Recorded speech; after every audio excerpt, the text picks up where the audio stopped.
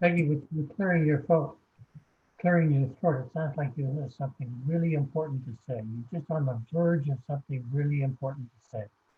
I'm sorry, what? You're clearing your throat as though you're just on the verge of saying something important. No.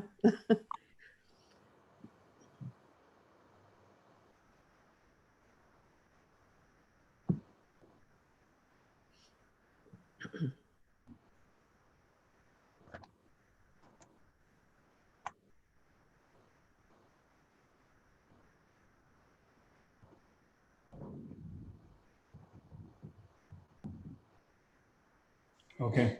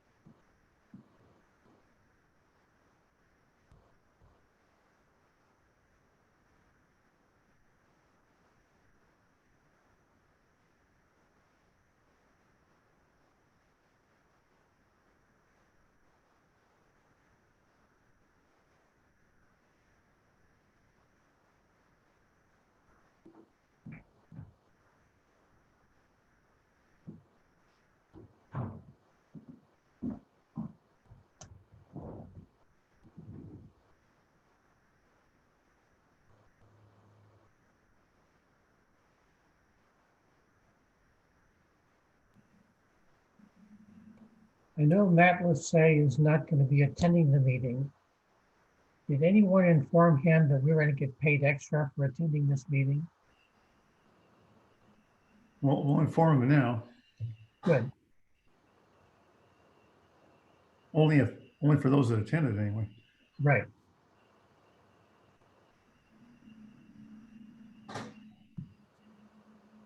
Is my audio okay? I've had troubles in the last couple of weeks with the audio.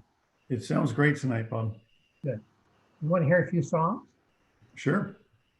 Yeah. We have a quorum of 4 right now. I don't see a 5th or 6th. I think we're missing Sean and Brian. I haven't seen Sean or Brian. Give it a couple more minutes, I guess, before we start. Yeah. Brian's on. Is he? Yep.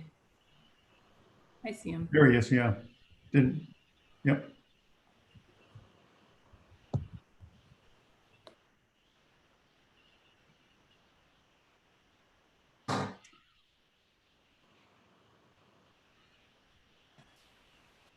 And it appears Sean's on too now. Okay, so with that, I'll call the special meeting of the Snoqualmie City Council to order and ask Jody to please take the roll call. Councilmember Jeans, Here? Councilmember Ross, Here. Councilmember Holloway, Here. Councilmember Mayhew, Here. Councilmember Lassay has requested to be excused. Councilmember Sundwall, Here. Councilmember Shepherd, Here? and Mayor Larson. I am here. I have a motion, a second to excuse Councilmember Lassay for tonight's meeting. So moved. Second. All right, motion, a second to excuse as stated. All those in favor, say aye. Aye. Aye. Opposed? All right, motion is carried. All right, well, thank you everybody for taking time out of a beautiful evening to again plug away at our council work sessions. We'll pick it up where we left off, and I'll turn it over to Robert this time to get moving.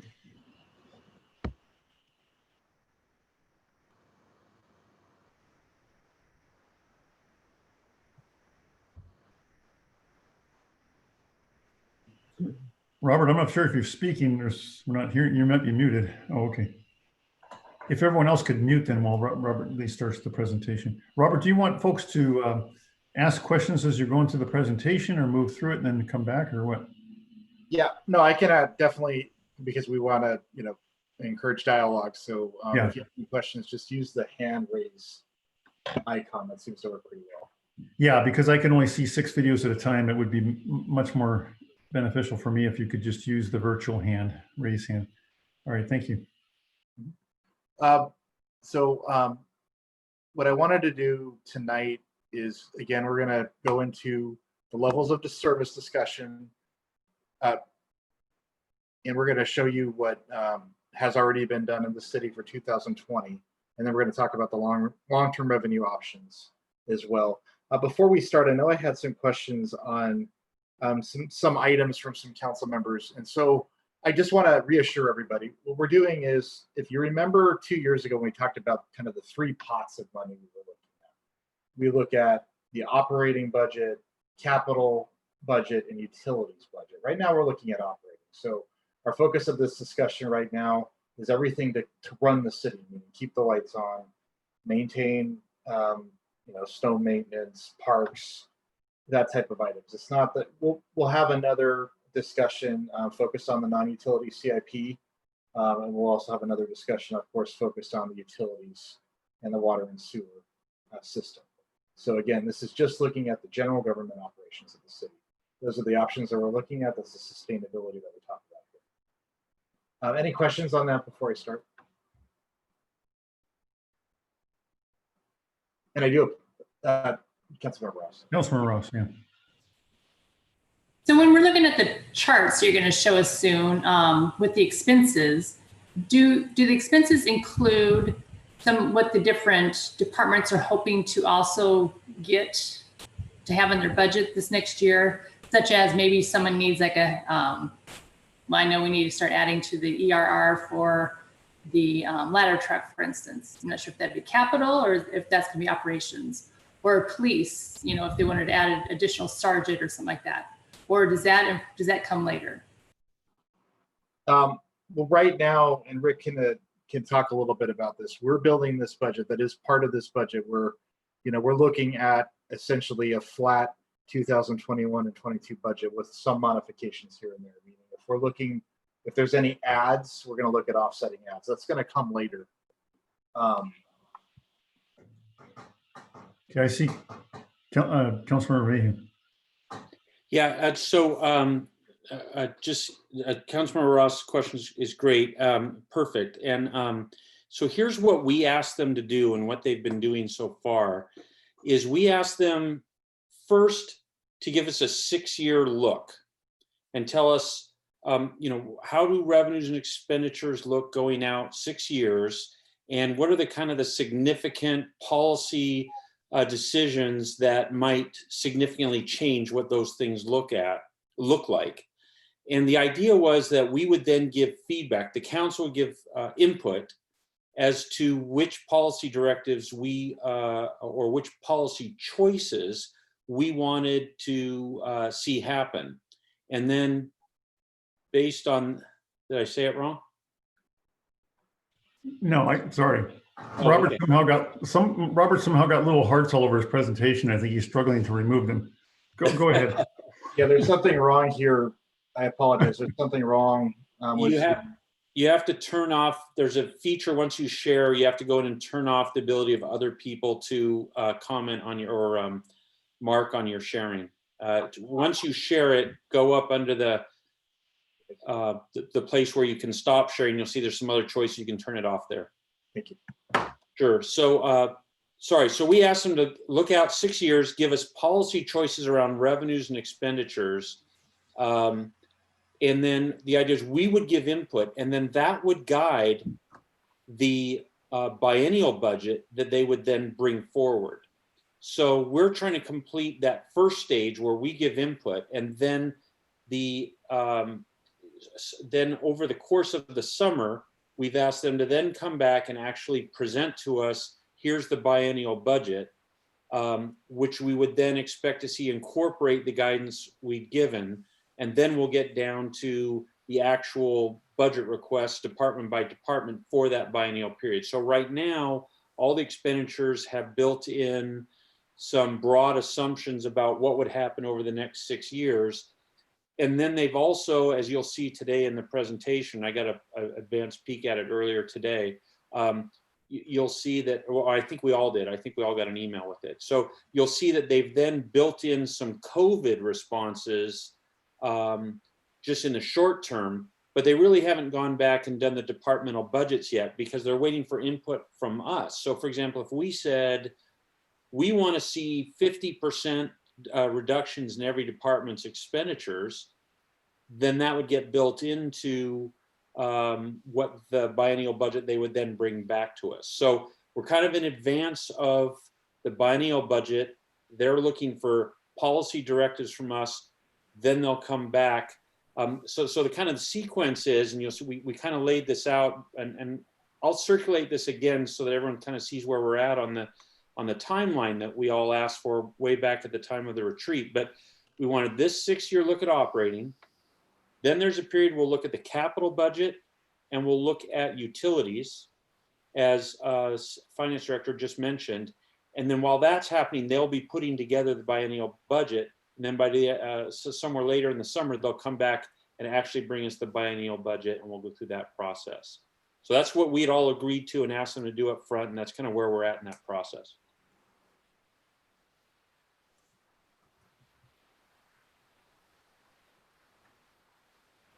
Back to you, Robert.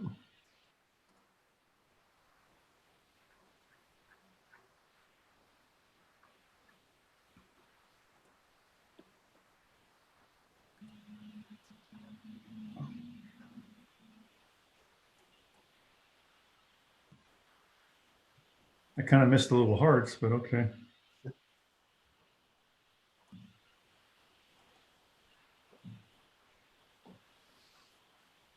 Yeah, that scared me for a second. It might be annotate or turn off annotate. Maybe you've already found it. I couldn't, but I'm having some technical assistance here. So Okay. thank you. So the first slide here are general governmental changes. So again, looking at our operating budget, which again is all the general services of the city plus parks, streets, and community development. That's what we're looking at today, for Mayor Pro Tem Mayhew's point. And what we've done in 2020 is Rick wanted to look and see what type of operational changes that we could immediately do. And what we've done is, you could see with the operational savings, we have $300,000 that we're saving. That includes travel and training decreases, vacant positions, and savings as a result of work from home initiatives. Think of, less vehicle charges, less energy charges at the office, things like that. And also, there was an agreement to eliminate the at least the affordable housing study, not do it in 2020. And so that's an extra $200,000. And also there was a decision to eliminate the pay for performance for our management and our management employees. So again, that's 6 months of pay for performance. So for represented units such as the Teamsters receive longevity pay. The management group that's unrepresented receives 2 pay for performances that are roughly between approximately 1.5% and 1.8% of salary each year, twice a year.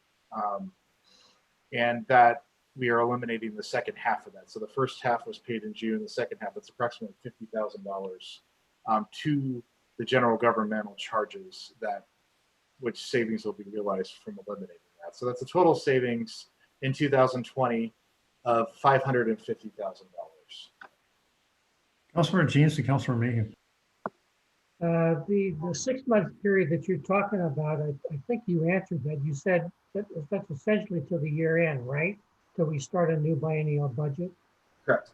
Right. Right. So this is a one-time, these are one-time reductions just for 2020.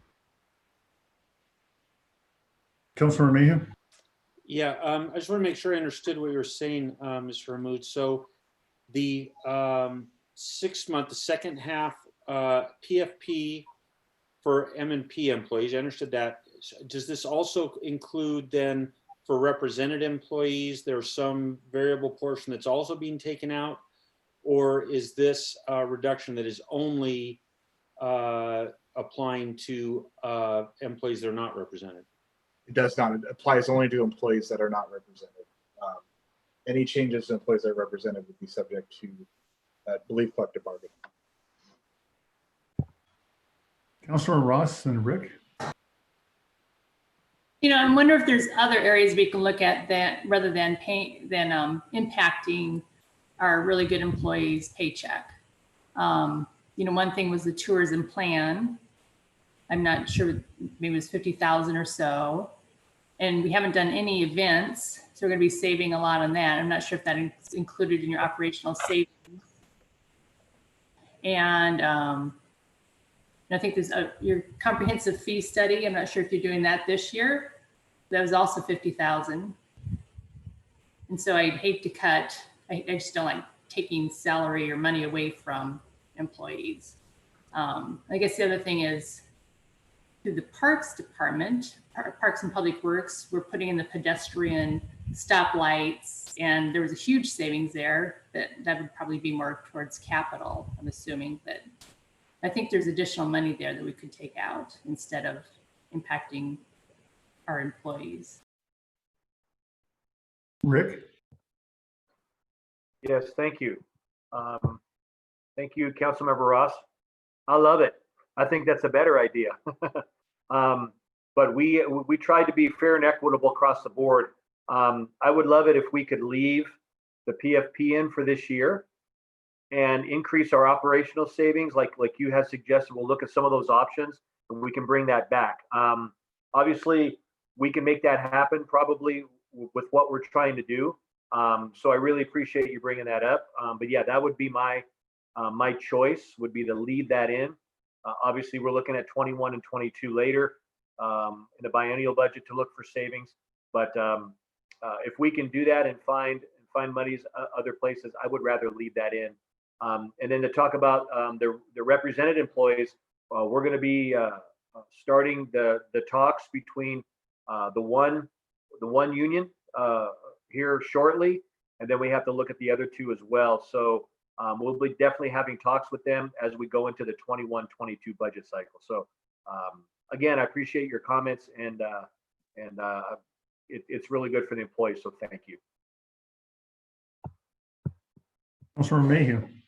Yeah, I just want to say I agree with Councilmember Ross. I think one of the three items she had would be capital, so that wouldn't affect this budget. But those two other items, you know, one of those studies, I think if the tourism study perhaps could be put off to not, let's not do that in 2020.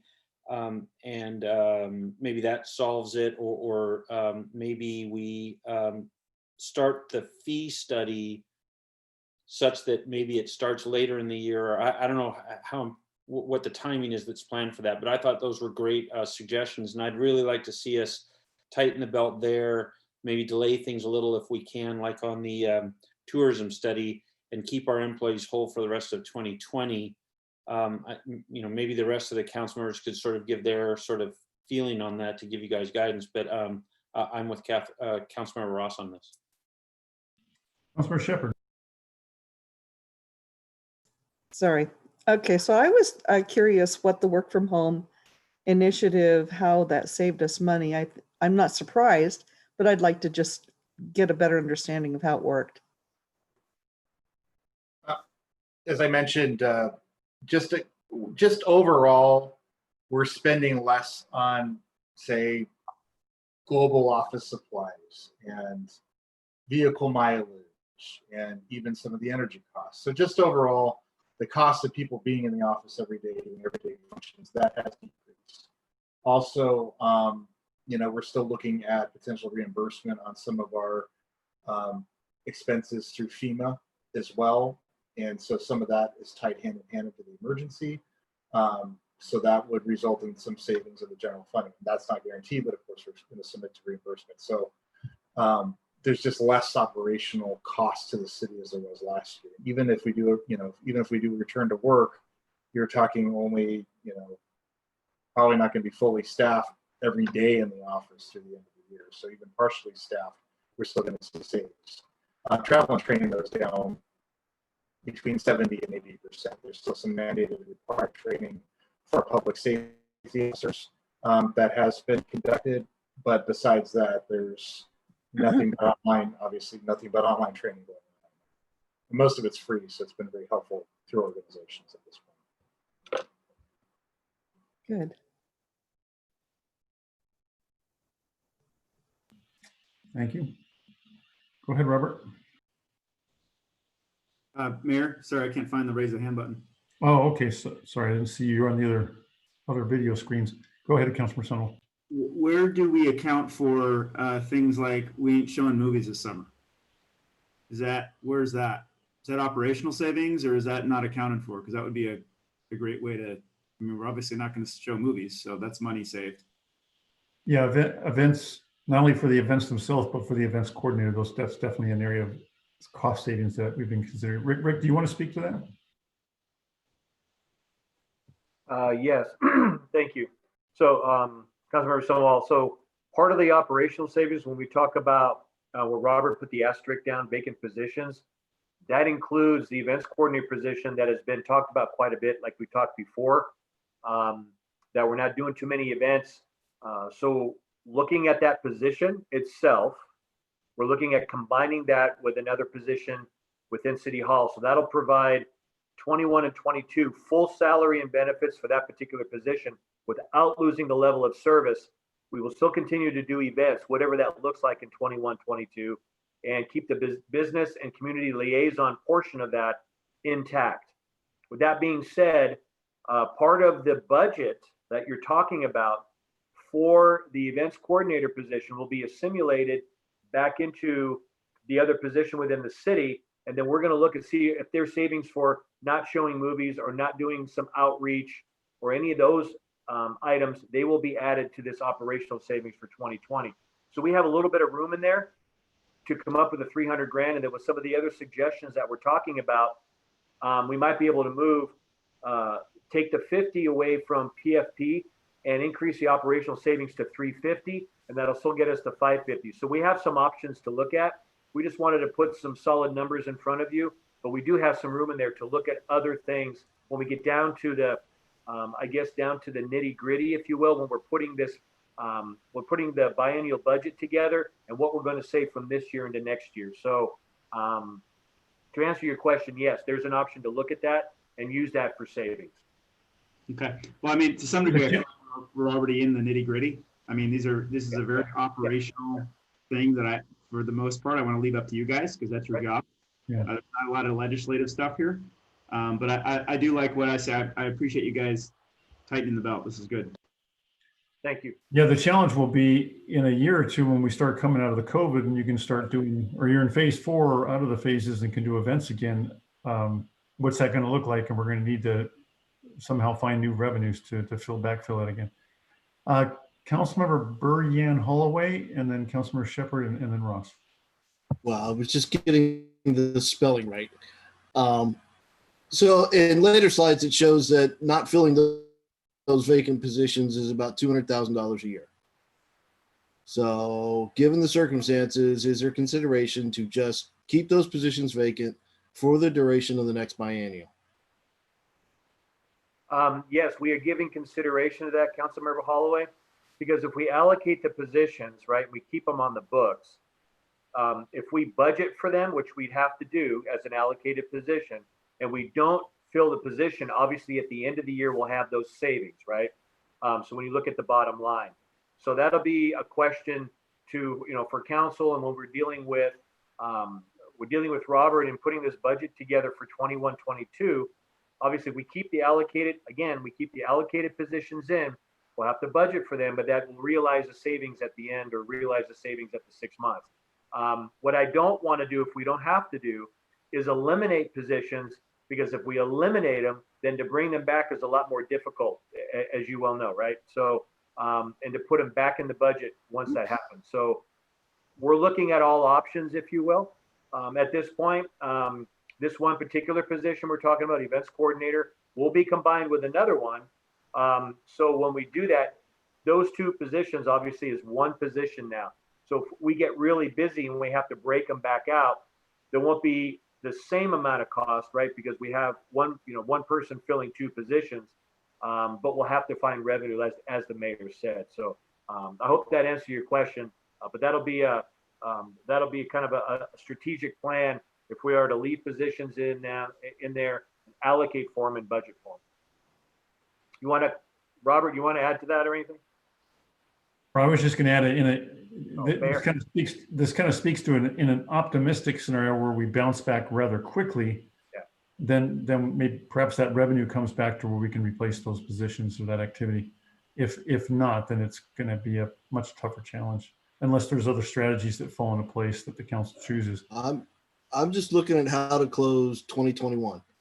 And Yeah. tell you the truth, guys, the options get- are limited, and those vacant positions are on the table not to fill. We should have Yeah. that discussion and give that direction if necessary. We have more information to get to that in a moment.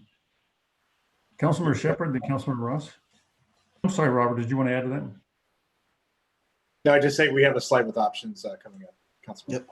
All right, Councilmember Shepherd and Councilmember Ross. Yeah, so as far as the doing things online, I think that there's opportunities for savings. I know that the AWC meeting that we all attended, I think normally we spend several $1,000s by the time we all travel somewhere and have hotel stays. And I'm just wondering if we can, or have the staff go through, all of the traveling and training that we do and see if there's any opportunities to convert that over to online meetings. Yes. In the short answer, Councilmember Shepherd, that's part of the operational savings already, is the travel and training decrease, because most of these conferences that are normal to go to obviously are going virtual. For example, the ICMA conference that was scheduled actually to be in Canada, which is interesting. This year will be a complete virtual conference. So there will be no travel or training for that particular conference. And a few people, I think, usually go every year to the ICMA, into that ICMA conference. So we're looking at some of these things as well. And actually, like you said, they're doing them online, and that's going to save us in the travel and training. And then possibly into 21, 22, which we don't know what it's going to look like and what entities are going to do. Obviously, they want to get back to people traveling to these events because of the networking that it provides, right? So, but for now, for the rest of this year, a lot of that 300,000 or a good portion of that is the travel and training decrease due to no travel to these events. Councilmember Ross. Actually, I just attended the AWC convention online and actually worked out pretty well. But what the state is looking at having employees furlough like 1 day a month. And that might be another option to consider rather than, again, taking away compensation from the employees. Thank you, Councilmember Ross. That's absolutely correct. We were actually looking at options for a 32-hour work week. And how would that work? We did have some people that were maybe interested in that. There's a threshold there that you have to be careful how many hours you go from the 40-hour work week, because it will start affecting benefits, right? So I think you can go down. Robert, I think, knows that number. Maybe it is 32 hours that you can go down where it won't affect the benefits portion. If you go to say to 30, then you have to do a prorate on the benefits or something like that. So to save some salary, we also kind of threw out there, nothing's in stone yet, but alternate schedules as well as a decreased workload. So people want to work 4 8-hour shifts at their 32 hours, and then they take the Friday, Saturday, Sunday off. So saves a little in utility, saves a little in the transportation, that type of thing. We're also looking at stipends for people working from home on internet services, and maybe our phones are very expensive. So if we used a stipend for phones, how much money would that save? And what would we do with the public records request if you're using your personal phone for business and the city or agency gives you a reimbursement for that? So some people carry 3 phones, right, or 2 phones. So we're looking at options as that as well, but we want to be very sensitive about the public records requests and people's privacy as well. So we have talked about some of these things like you're saying, and those are all out on the table to look at more intensely as we move forward, pending how much money we need to save or where we are in the budget process. Councilmember Holloway and Councilmember Shepherd. I'm aware Councilmember Shepherd had her hand up first, but I'm trying to do a little round robin to allocate the time more equally. You're muted, Brian. Well, seeing as I can't unmute, I would let Peggy go. Miss Councilmember Shepherd, go ahead, and then I'll follow. All right, Oh. thank you. Councilmember Shepherd. Yeah, I was just curious as far as employees having fewer hours, are you going to do that on somewhat of a voluntary basis rather than implementing it across the board? Yes, Councilmember Shepherd. We haven't really, nothing we're doing is trying to be a forceful event, right? We're trying to look for ways, temporary ways that we can go ahead and get through the next few years. So this would be on a voluntary basis if somebody wanted to do it. Also, we're looking at early retirement packages that I think was brought up in this agency prior to me coming here. Some of the other agencies are doing that, and there are a few people interested in a type of, say, a golden handshake where if they're retiring and they want to maybe retire earlier, if there's an incentive to do that, maybe they would. That would create some salary savings and maybe some benefit savings as well. But this is all voluntary. Nothing's forced. And obviously certain things have to be approved by council before we move forward as well. So, but these are just ideas and options. I mean, everything's on the table at this point to help us get through the next few years.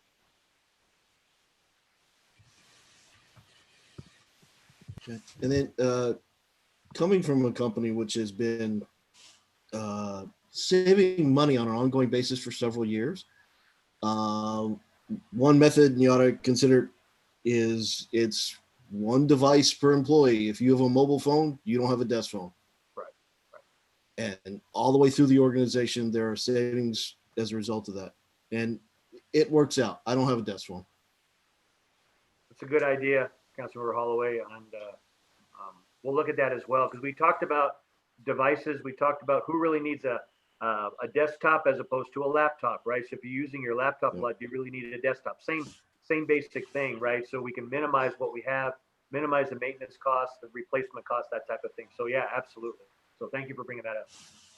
And Councilmember Holloway, I just wanted to mention on the phone system, I know Kevin's off today, so he's not at this meeting, unfortunately, to speak to this, but we were about to pull the trigger on the phone system upgrade, and then COVID hit. So that has not occurred at this point. So we do have some options to look at on the phone. We do have some flexibility and some funding as well. Councilmember Sunwald and Jeans and Mayhew.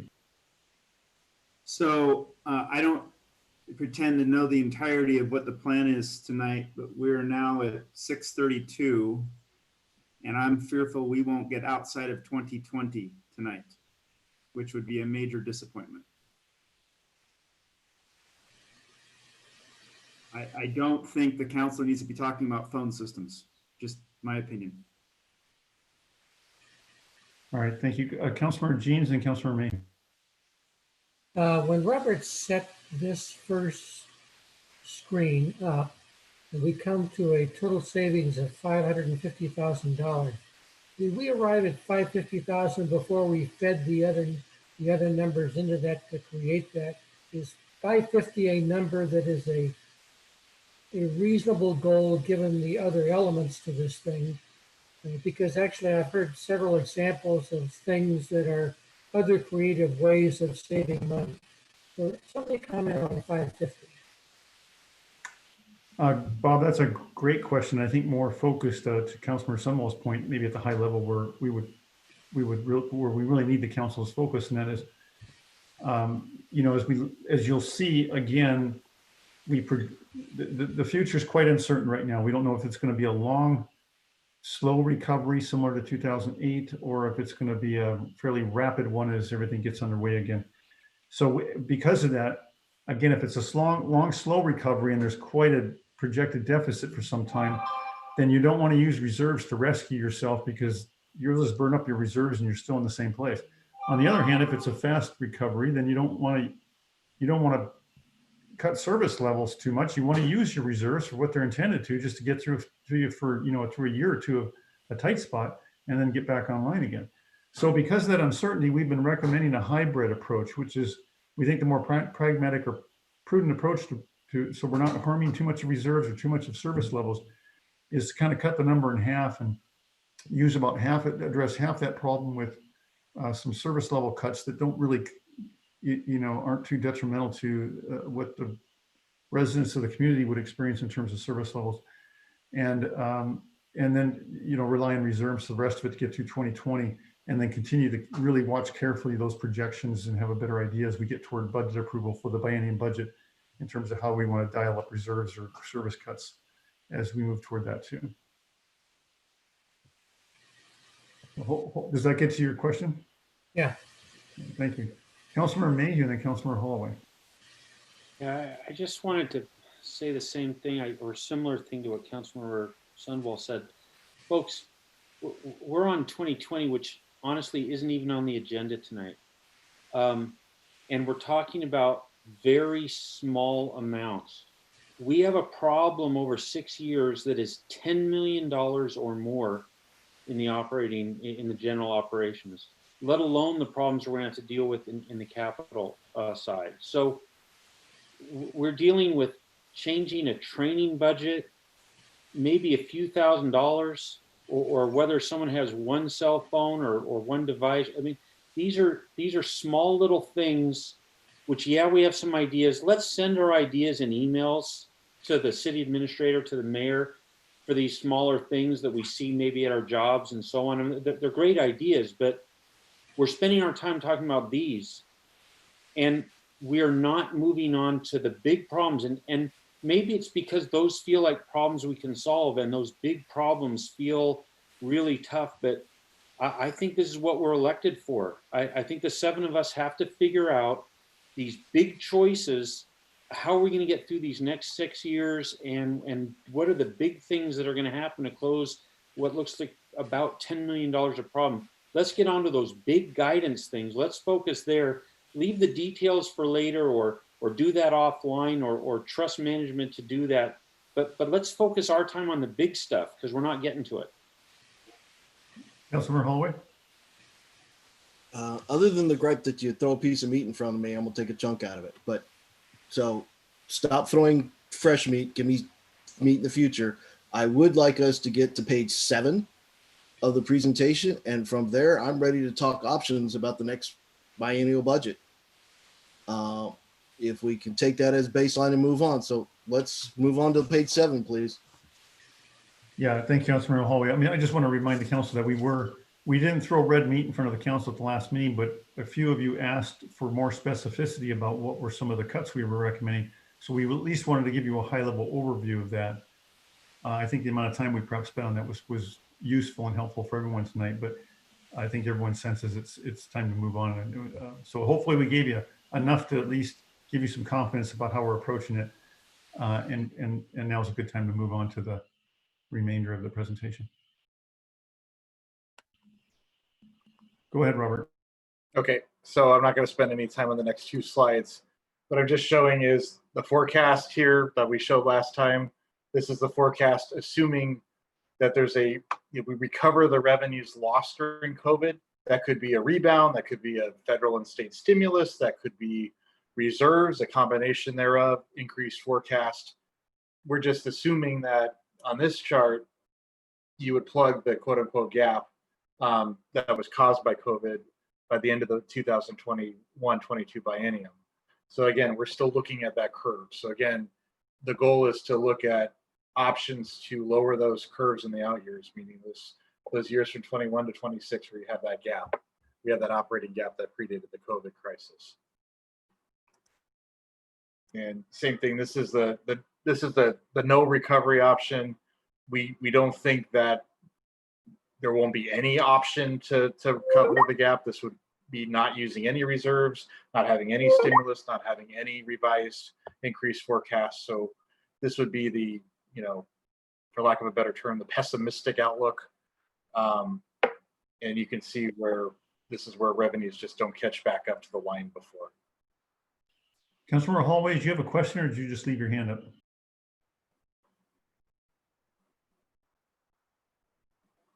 You're muted. And coming down.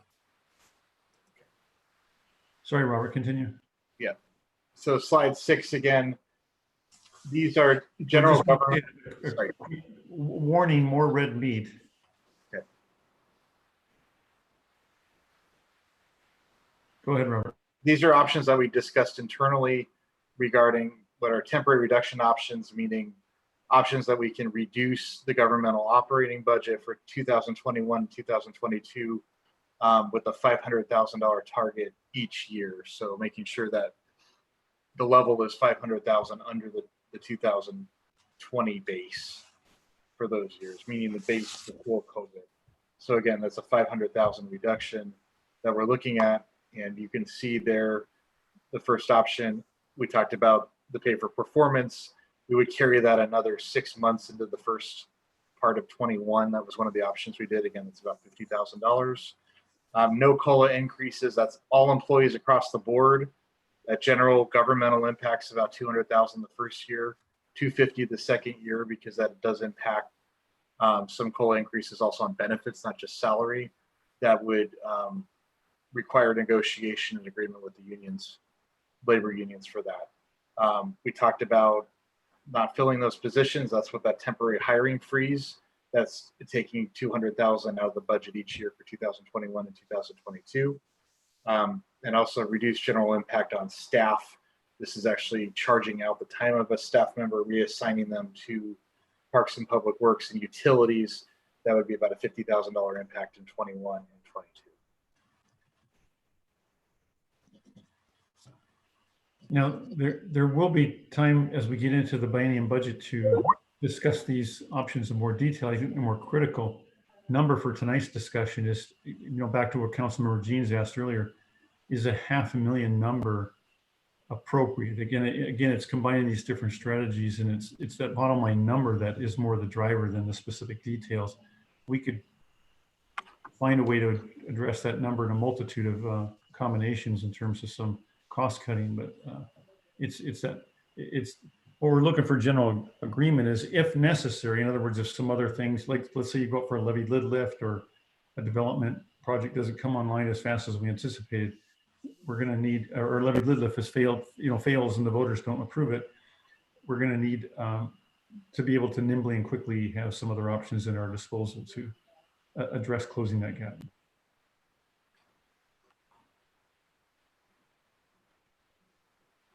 All right, continue, Robert. You can go ahead and the next slide.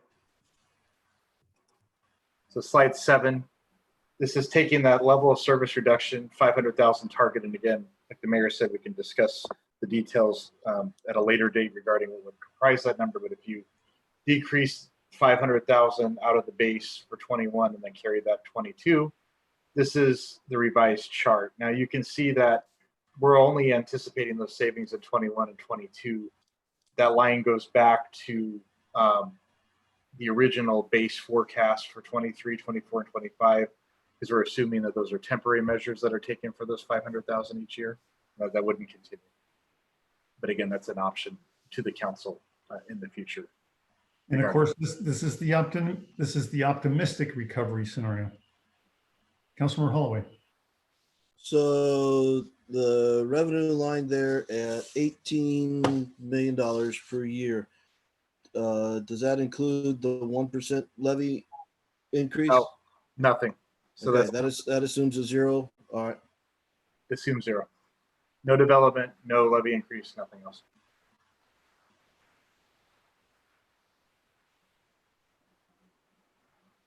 Okay. Are we at the stage where we can start talking proposal for direction from council?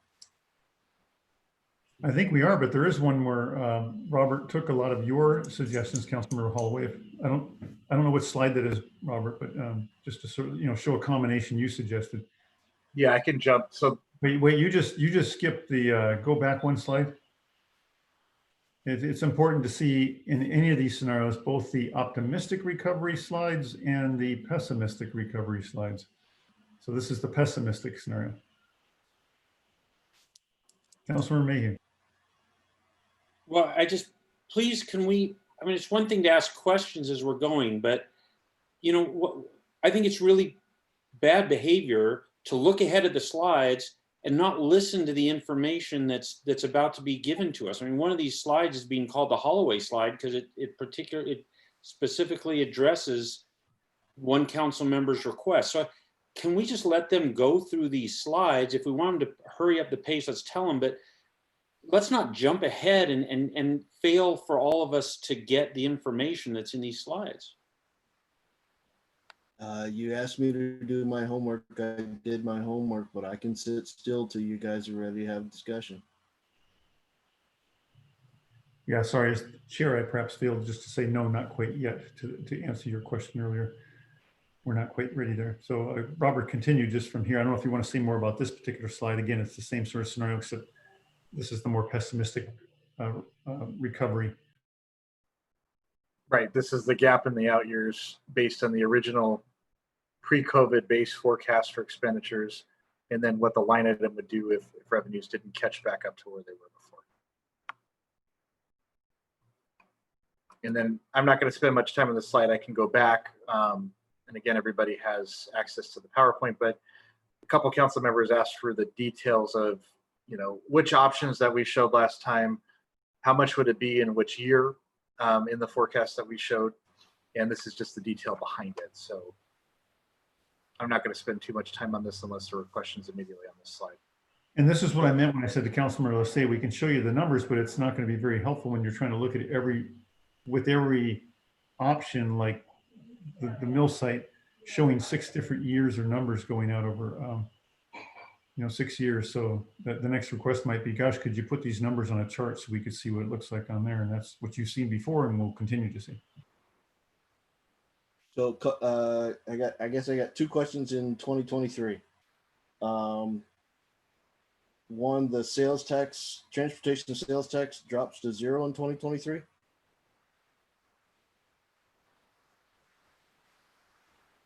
There's an error on the slide. I apologize. Yeah, and the total is 0. So both those need to be looked at. And the assumption for the levy is that we forego the 1% councilmatic and we roll that into the 500,000 increase. What is shown as a 500,000 increase here.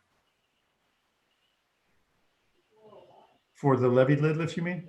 Oh no, that's not the assumption. All right, then I got to go back. You're not showing the 100,000 for 2023. Yeah, unfortunately something got transposed incorrectly. So 23 is all mangled up. Yeah, I'm going to show a corrected slide in just a moment, so I can go. Apologize about that. Yeah. In terms of levied lid lifts or 1%, I mean, let's say there's a year you do a levied lid lift, and in the past, the council has traditionally approved the 1% on the same year they're doing a levied lid lift, so the levied lid lift amount or ask of the voters is a little less. I mean, you could choose, if you choose that you're not going to do the 1%, it's really important to clarify that before going into a levied lid lift as to whether you're intending to do a 1% or not, because if you're not going to do the 1%, then we need to build that additional 1% into the levy lift number that you're asking. Well, and you run the risk that if they vote no, you get nothing. Exactly.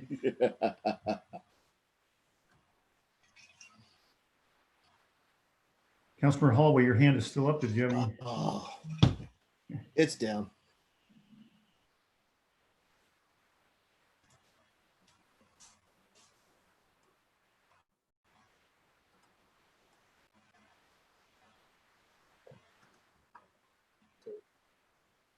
Just bear with me just a moment.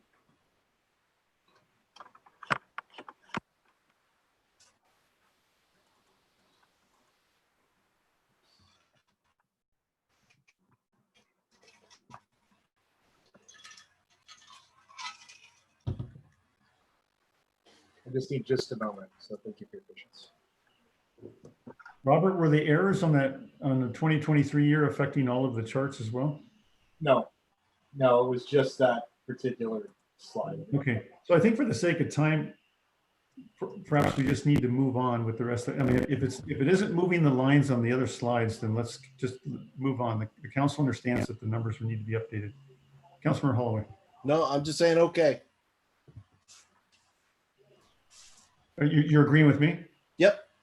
Wow, okay.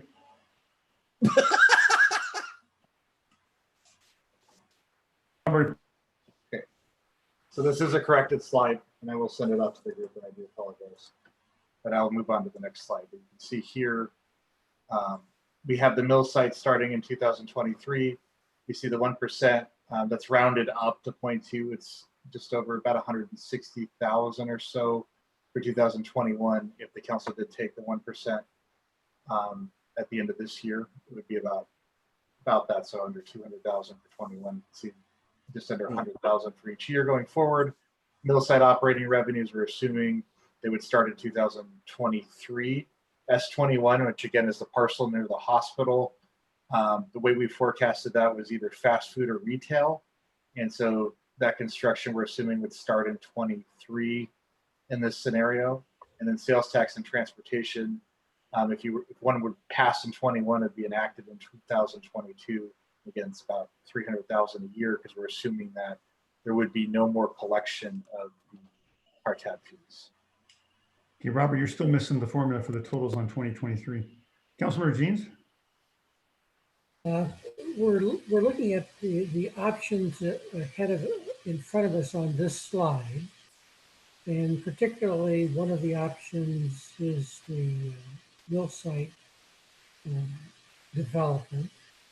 And is it not an awkward situation for any one of us to say, well, I'm in favor of that, given the fact that it hasn't gone before us and it's not in a semi-judicial basis, but it will be sometime soon.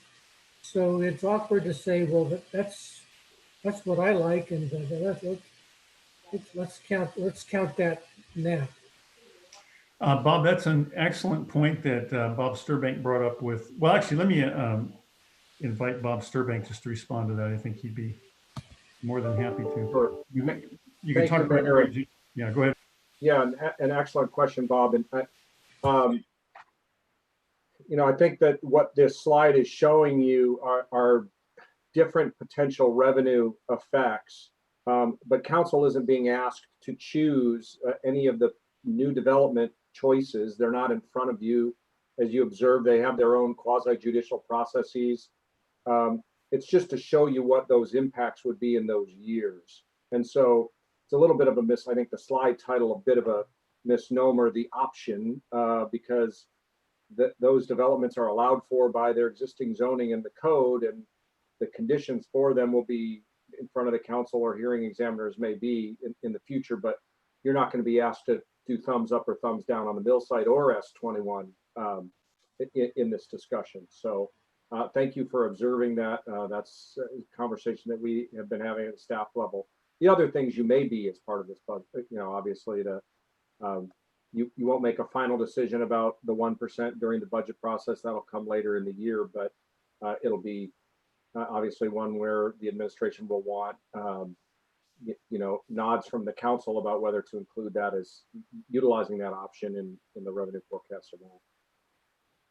Does that help? Bob, your Councilmember Jeans is muted. Okay, we didn't hear him, but he says thumbs up, so I guess that satisfies it. All right, very good. Continue, Robert.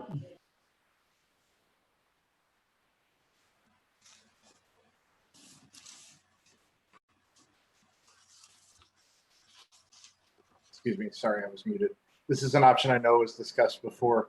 So again, this is taking the level of service, again, 500,000 for 2021, 1% property tax effective in 2021, plus the bank capacity, the S21 parcel, and then the mill site beginning in 23.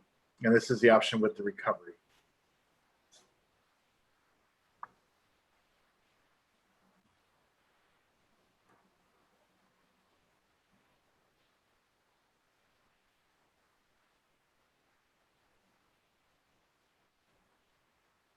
Mayor, there's some hands up. Yeah, Councilmember Mayhew.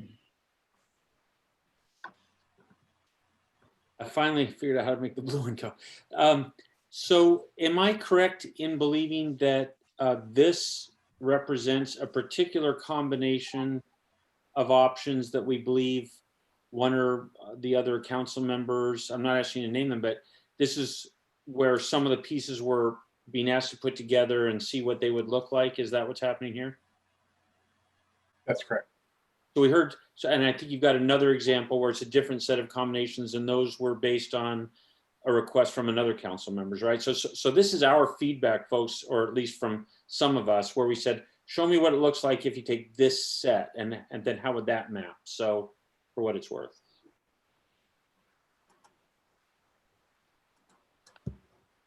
All right, please continue, Robert.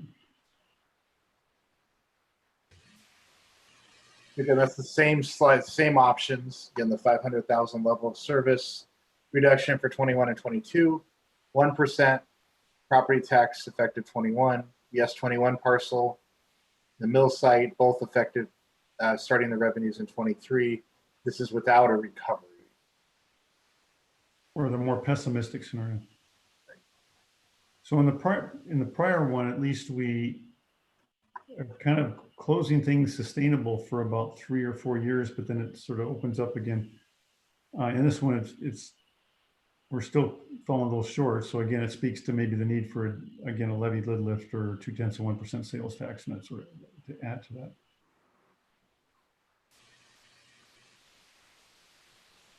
Go ahead and continue, Robert.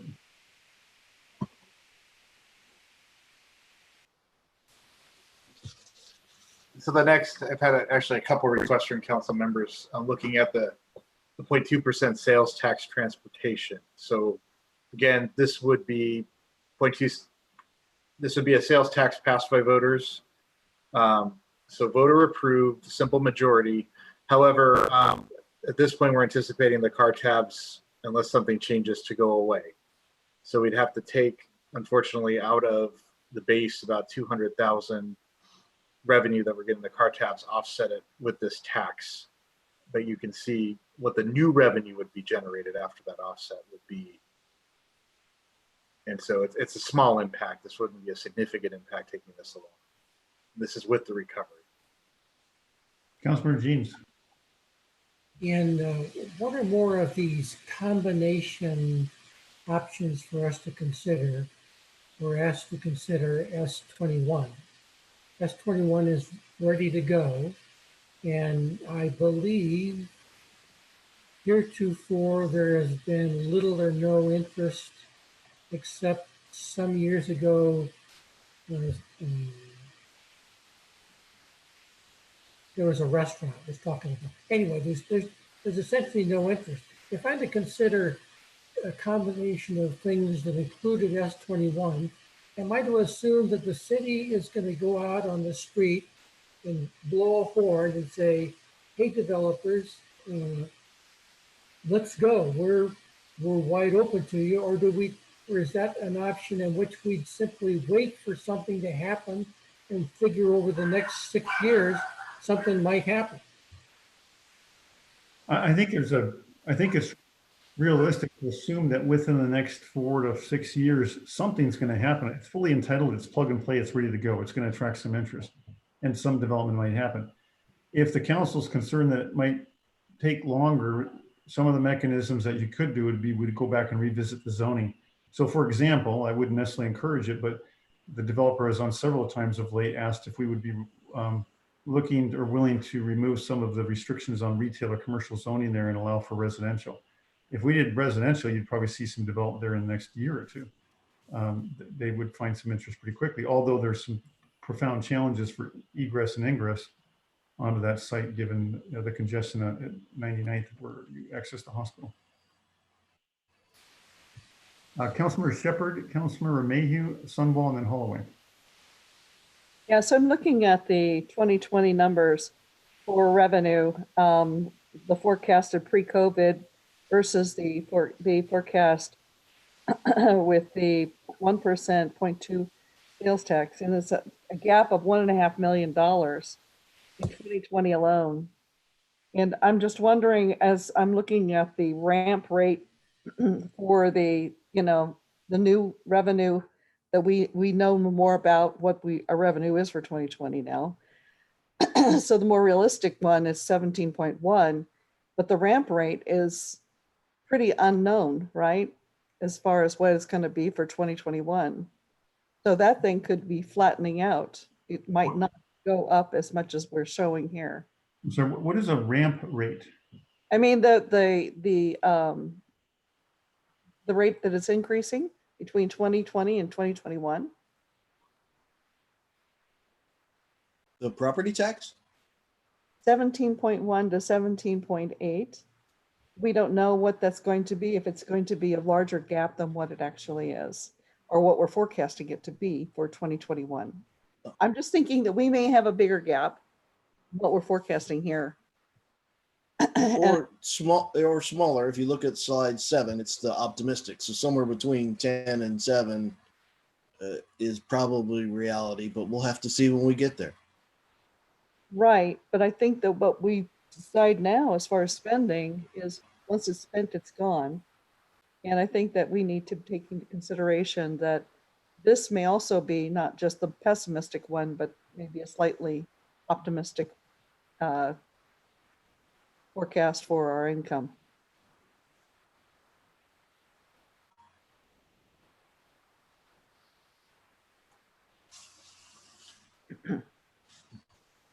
Councilmember Shepherd, I just want to address this slide. So again, as we talked about before, some of this is council controlled. So this could be an option to use revenues from other places. This could be an option to, you know, if a stimulus happened, that's a what if. I know that this is the optimistic scenario, or it could be a combination of revenues plus reserves.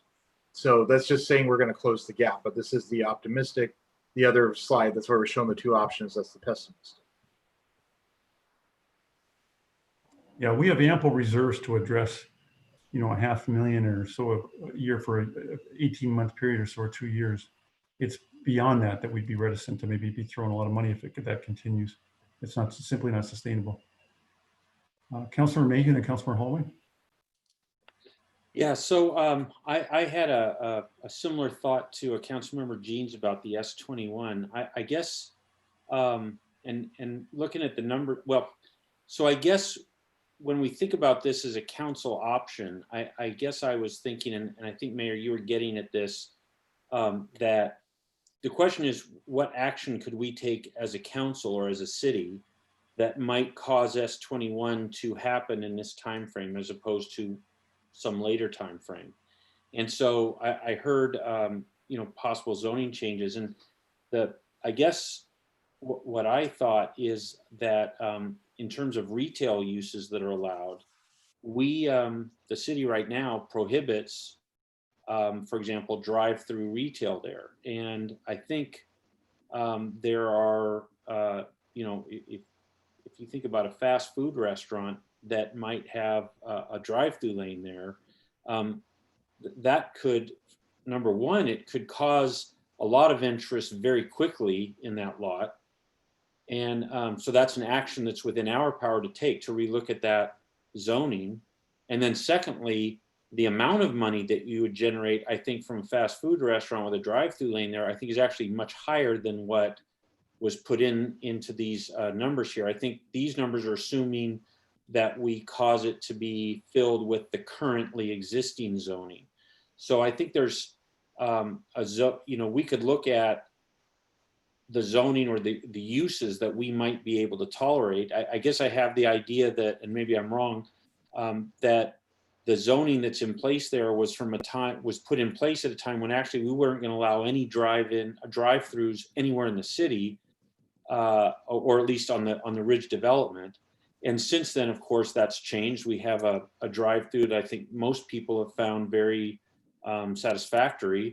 And so maybe this is something we should relook at. So I think I guess my thinking is S21 as an option for us means relooking at the zoning there and thinking about what we could do to make it happen faster and possibly even with greater service to our residents. They might like that service. Whereas maybe however long ago when this was put in place, we thought they wouldn't like that. Maybe they in fact would like that. And maybe that would actually help fill this revenue hole sooner and to a greater degree than even what's being shown here. Yeah, I think our initial projections were that the build out of S21 would probably equal about $200,000 a year. It's not a huge amount of money. But to Councilor Mayhew's point, fast food like a McDonald's or something would probably could probably double that amount of revenue. So I suspect Mark wants to speak to this. Go ahead, Mark. And then I'll go to Councilmember Holloway. I'll just keep it general. There is interest in S21B. It is current. It is confidential. It's not 6 years away, but we've just gone through 4 episodes of doing just what Bob Jeans was discussing, outreach. We had an assisted care facility interested in the site, could not agree on a price, 4 different rounds.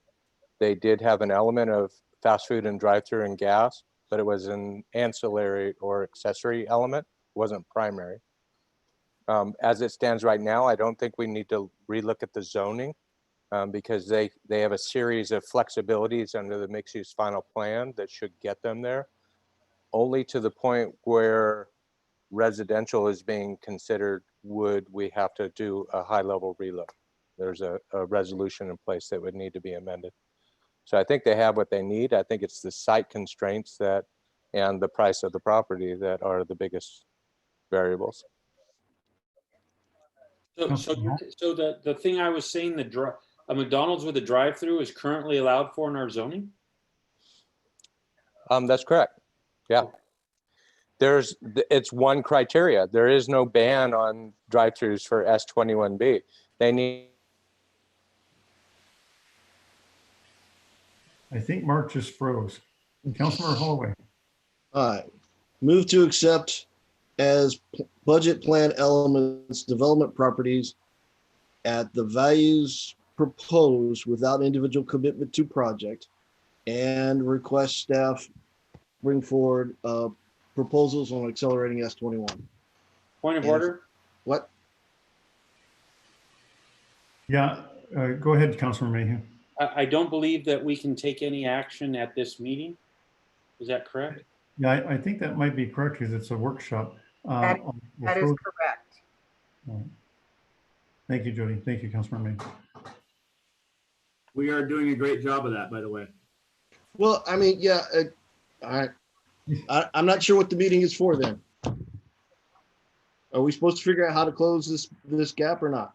I think rather than stating it as a motion, Councilmember Holloway, what you could say is I would support the following. I think we need to, pursue X, Y, Z, and the 5 or 6 different proposals. And if a couple of these follow through, then I think we ought to, as a plan B, choose these 2 or something, or pursue all of them. So if 1 or 2 falls through, we have a couple to fall back on or whatever. So that right. You're hung up on the verb. So let me do it this way. I ask for a sense of the council to accept the development properties at value without commitment to individual projects as plan elements for the budget moving forward. I just don't want to discuss the mill site in S21 anymore and assume they're in. Or at least there's development at that dollar figure in. Yeah, that's fair enough. In other words,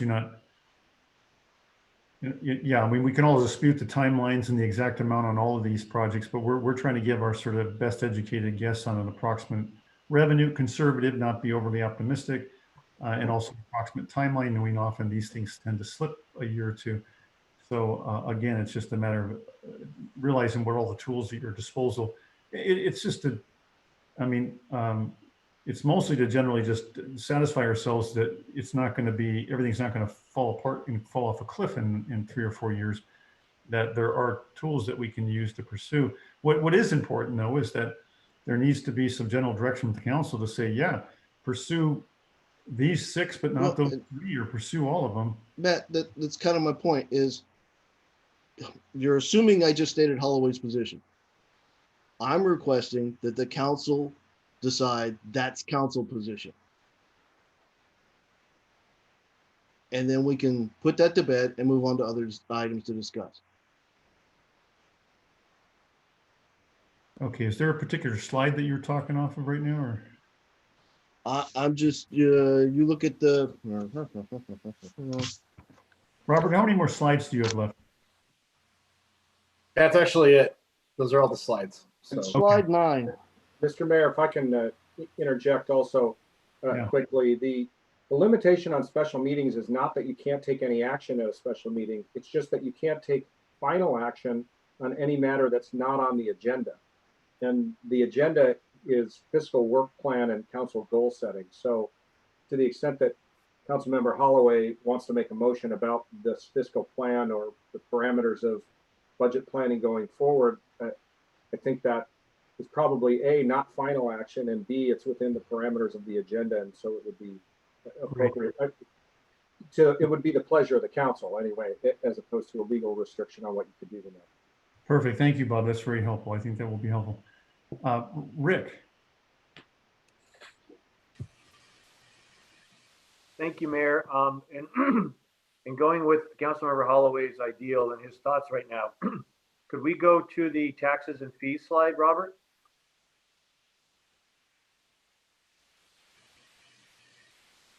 Councilmember Holloway, is this what you're talking about? These are all the options for us to put in. Is this kind of what you're talking about, and making a motion to do 1, 2, or all of these? Was that the idea? Well, this was just at this stage. You know, bring that slide back. Robert, you bring that slide back. 1 second. Bring that slide back. That slide has some more errors on it, just so you know. Oh, yeah. I caught them. That's why I just paused it. So give me 1 second. Yeah, I apologize. We put that together very fast today.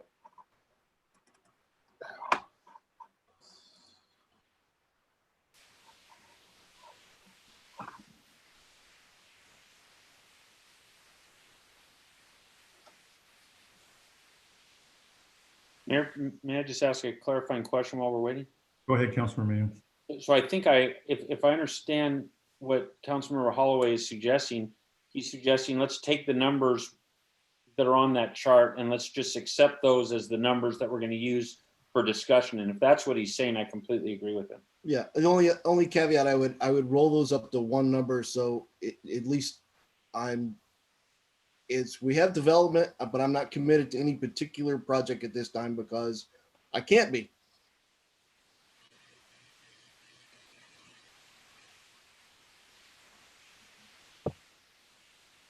Councilmember Ross or Councilmember Jean, while Robert's working, do you have questions that? I do have a question regarding the mill site numbers on that particular slide compared to, I think early in, I'm not sure when it was. I don't know which budget date it was. That was on my State of the City address. It was a chart that was provided for me for the State of the City address. And I had a similar question because these numbers seem considerably lower than the ones you're holding there. They are, especially it doesn't show anything in 2021, and you showed about 250,000 because that included property tax and CD revenue, and then 500,000 in 2022, and then 500,000 in 2023. So those numbers do seem low. Right. So let me talk through this a little bit. We made an internal decision on the mill site just based on, what can we realistically say it's going to start in 2021? That's what we were under the operating assumption before. We decided internally on these charts after the State of the City to push it out to 2023. So that's the first one, to be a little more realistic on the time frame. We thought we were maybe a little bit too bullish on the timing of it. So that would be the switch. We're starting the revenues in 23 instead of 21. And then going down to the sales tax for transportation, this is another discussion we had internally after that meeting, because the law actually says at this point, the law says that you can take the car tab plus the transportation costs, because again, we're using the car tab fees for some of the operations. However, at this point, we've talked about it internally, and we've decided to assume that the car tab is going to go away because of 976. So again, that's taking about 200,000 out of that forecast. So that's the differences there. So you're taking out 750, almost, let's see. You were at, by 2023, before 2023, so you took out 750,000 plus 400,000 from the mill site, because you're only reflecting 100,000 in 2023.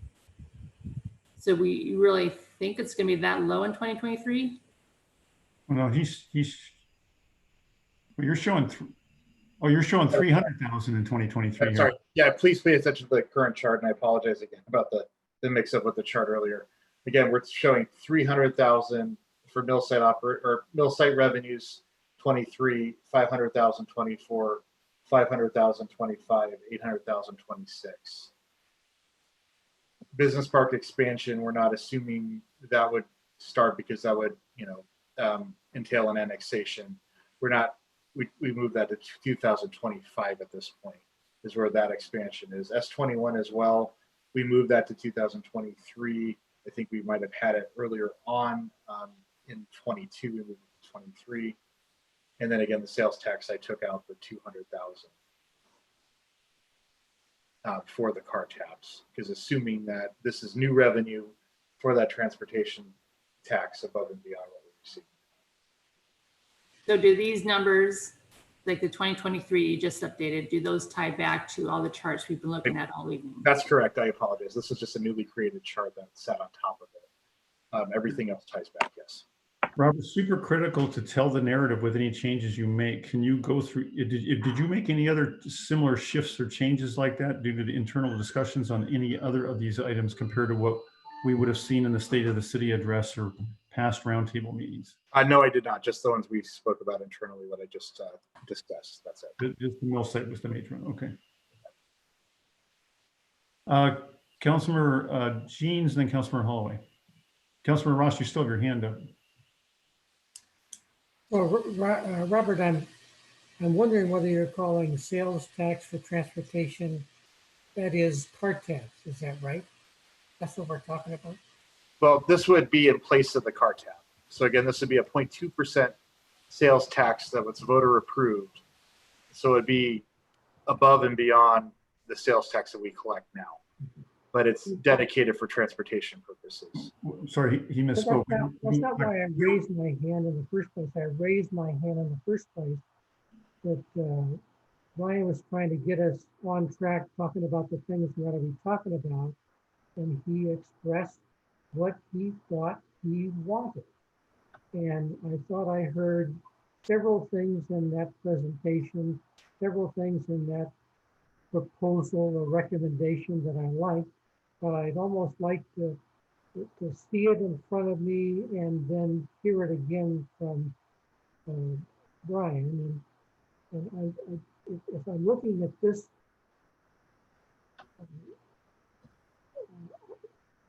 these items in front of us now. Bob, your audio is becoming very garbled again. Can you get closer like you were before and speak directly? Thank you. Brian, are you talking about everything that's on this page? No, I was stepping through it. I was at this stage just getting us to agree upon at least as planning numbers, mill site operating revenue and S21 development, that we assume those numbers in the plan moving forward. Not necessarily those projects, but those numbers moving forward. Right. Okay. Good. Thank you. And I guess I ask at this stage, anybody in disagreement? Generally in agreement, yeah. Councilmember Ross, did you find additional errors?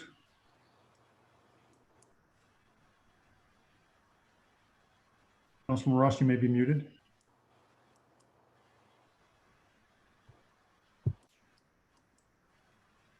Councilmember Ross. All right. Councilmember Holloway and Councilmember Jeans, you both still have your hand up? Yeah. Mayor, Councilmember Ross is not on the call right now. Okay, go ahead, Brian. All right. So then I would also like to propose planning assumption of 1% property tax increase annually each year. Anybody in disagreement with that? I'm just glad to hear you're finally in agreement with that, Brian. That's awesome. But careful, I only took half a step. We got another step to talk. Well, I want to make sure what, because I think I'm with you, but I've become confused. So your first thing just a moment ago, you were saying, I'm not sure what, are we saying we want to do these things, or are we saying we just agree with the numbers? Or I just want to make sure I understand what you're asking us to agree with. I'm asking to agree that these are planning assumptions for the budget moving forward.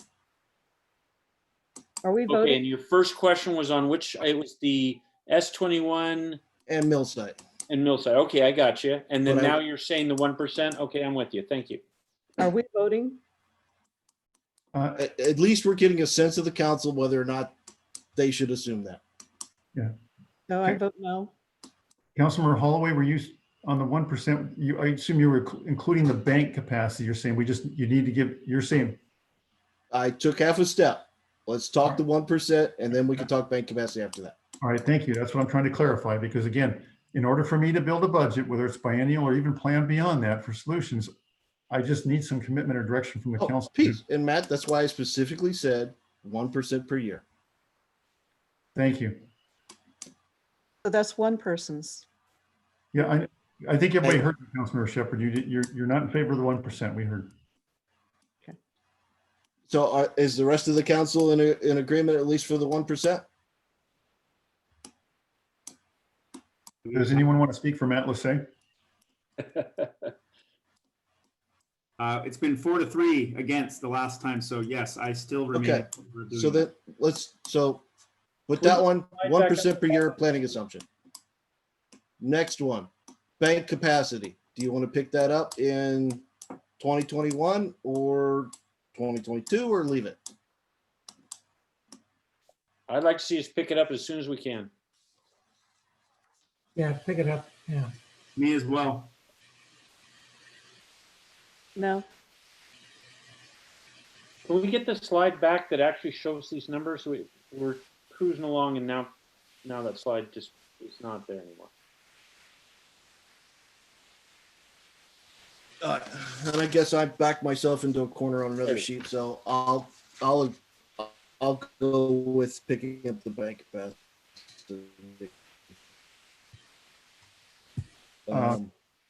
So Councilor that's, I Holloway- believe. Councilmember Holloway, can you repeat that? Your audio is getting garbled. All right. I guess I said in the worksheet I did off Councilmember Holloway, to can the you side, I've backed myself into a Could you just turn corner, off your video for a and moment? I guess I concur with picking up the bank capacity. Well, it may not be me, Matt, that's getting garbled. Well, if you could just turn off the video for a moment, I think it'll improve your audio. Is this any better? Much better. Okay. All right. So I believe we have at least the majority that says let's plan with the bank capacity being pulled in 2021. The other one, I'd like to propose that the vacant positions remain vacant and unplanned for the next biennial. I'm not for that. I think we have to look at just those positions are essentially random. I think we have to ask council. I think we have to ask the mayor, the administration, to come back and say which positions could they keep vacant, as opposed to just. I think we need to be a little bit smarter about it. So I'm not necessarily against that. I would just like to hear them say, yeah, we think we can do it for a 2-year period as opposed to just a 6-month period, and here's how we do it. Yeah, in addition to that, I think we'd like to propose, rather than doing, 1 year might be very practical, given that the COVID could go well into 2021, but that may not be the case in 22, and it would pose, like for events, for example, there might be another question about 22. So we could come back with some options on that. So Councilmember Holloway, if you're asking, if you're willing to say, let's ask administration to find ways to try and cut to, that equivalent amount of positions and hold it for 2 years, then I agree with yes, let's ask them to do that. Yeah, thank you, Jim. That's a huge clarification. Yeah. Councilor Holloway, I think you would agree that that's the more important thing, is you're looking for, on the combination of revenue options, at least to have maybe $500,000 of expense options as well. Is that what you're after? No, and actually the figure you had in previous slides with those vacant positions were 200,000 a year. So I'm looking for 200,000 out of staffing, however you want to do it, per year. Well, let me clarify further to Councilmember Mayhew's point. whether it's 200,000 or 500,000, you're not looking for out of staffing positions or vacancies or anything. You're just looking for X amount of dollars. You administration go back and propose how we can continue to find that sort of savings through the biennium on 2 years so we can help close that gap. Would you agree to that? I think that was a question to you, Jim. Oh, No. yeah, that's what I was trying to say, yes. But what's a question to you, Councilman? Yeah, I'm kind of. I'm looking at $200,000 each year for the next biennium. Oh, I okay. agree with that. So, Okay. so I think Councilmember Holloway is looking for the sense of the council, if that's what we would all ask Mayor to go do. Or anyone that has a different view.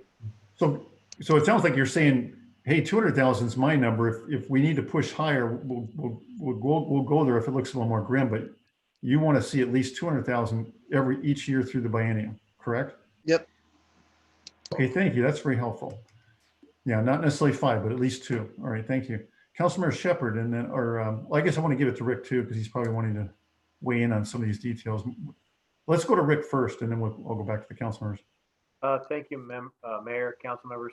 So when we're talking about the 200,000 that we put in on the original slide for 2020, basically in staffing changes, okay, to save a number of 200,000 for 2020, we want to carry that in to 21 and 22.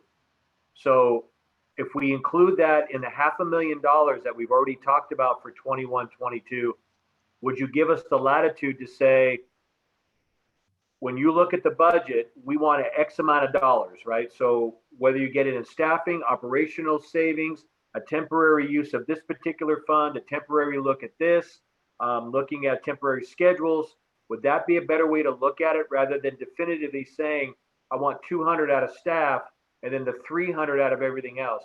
Is it a better way just to say, bring us back $500,000 of permanent type cuts or a temporary permanent for the biennial of 21, 22, $500,000? Is that a better way to look at it? Is that what I'm understanding? Or are we locked into 200K in just staffing for 21, 22? Councilmember Holloway.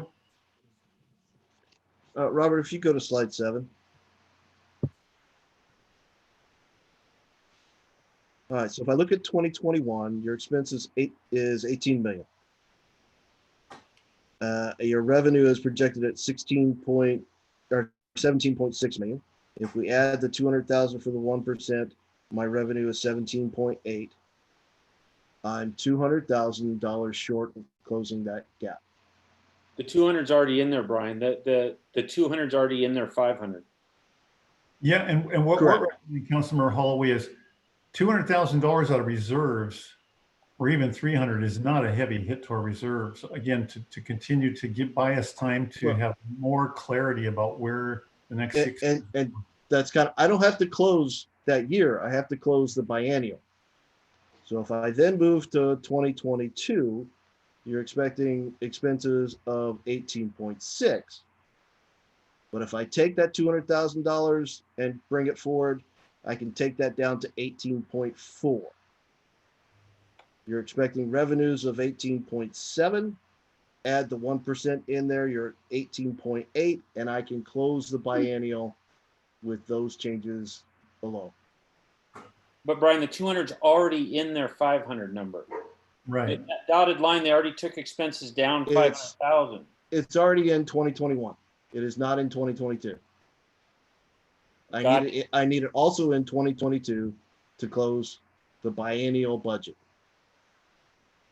It looks like it's, you see It the is. side got up there? It is in 21 and 22. That third line, 200,000 both years. It wasn't in a prior version. No, you're right. Never mind. I'm wrong. So I still have an issue. Councilmember, it's all good. We got you covered anyway. So. Well, you already assumed the plan. You already assumed what I'm proposing is that 200,000 both years of the upcoming biennial. Yeah. Mayor, I think Councilmember Shepherd's been waiting. Yeah, thank you. I just wanted to give a chance for Councilor Holloway. It's helpful to hear your thinking process anyway, Councilor Holloway, to understand how you want to put the pieces together. So thank you. Councilor Shepherd, go ahead. Where's the source for replenishing our reserves? Robert or Rick, Robert, do you want to speak to that? I mean, that is going to be the quintessential challenge for the first time in 15 years that we haven't experienced with all of the growth from Snoqualmie Bridge. We were always able to replenish reserves quite quickly.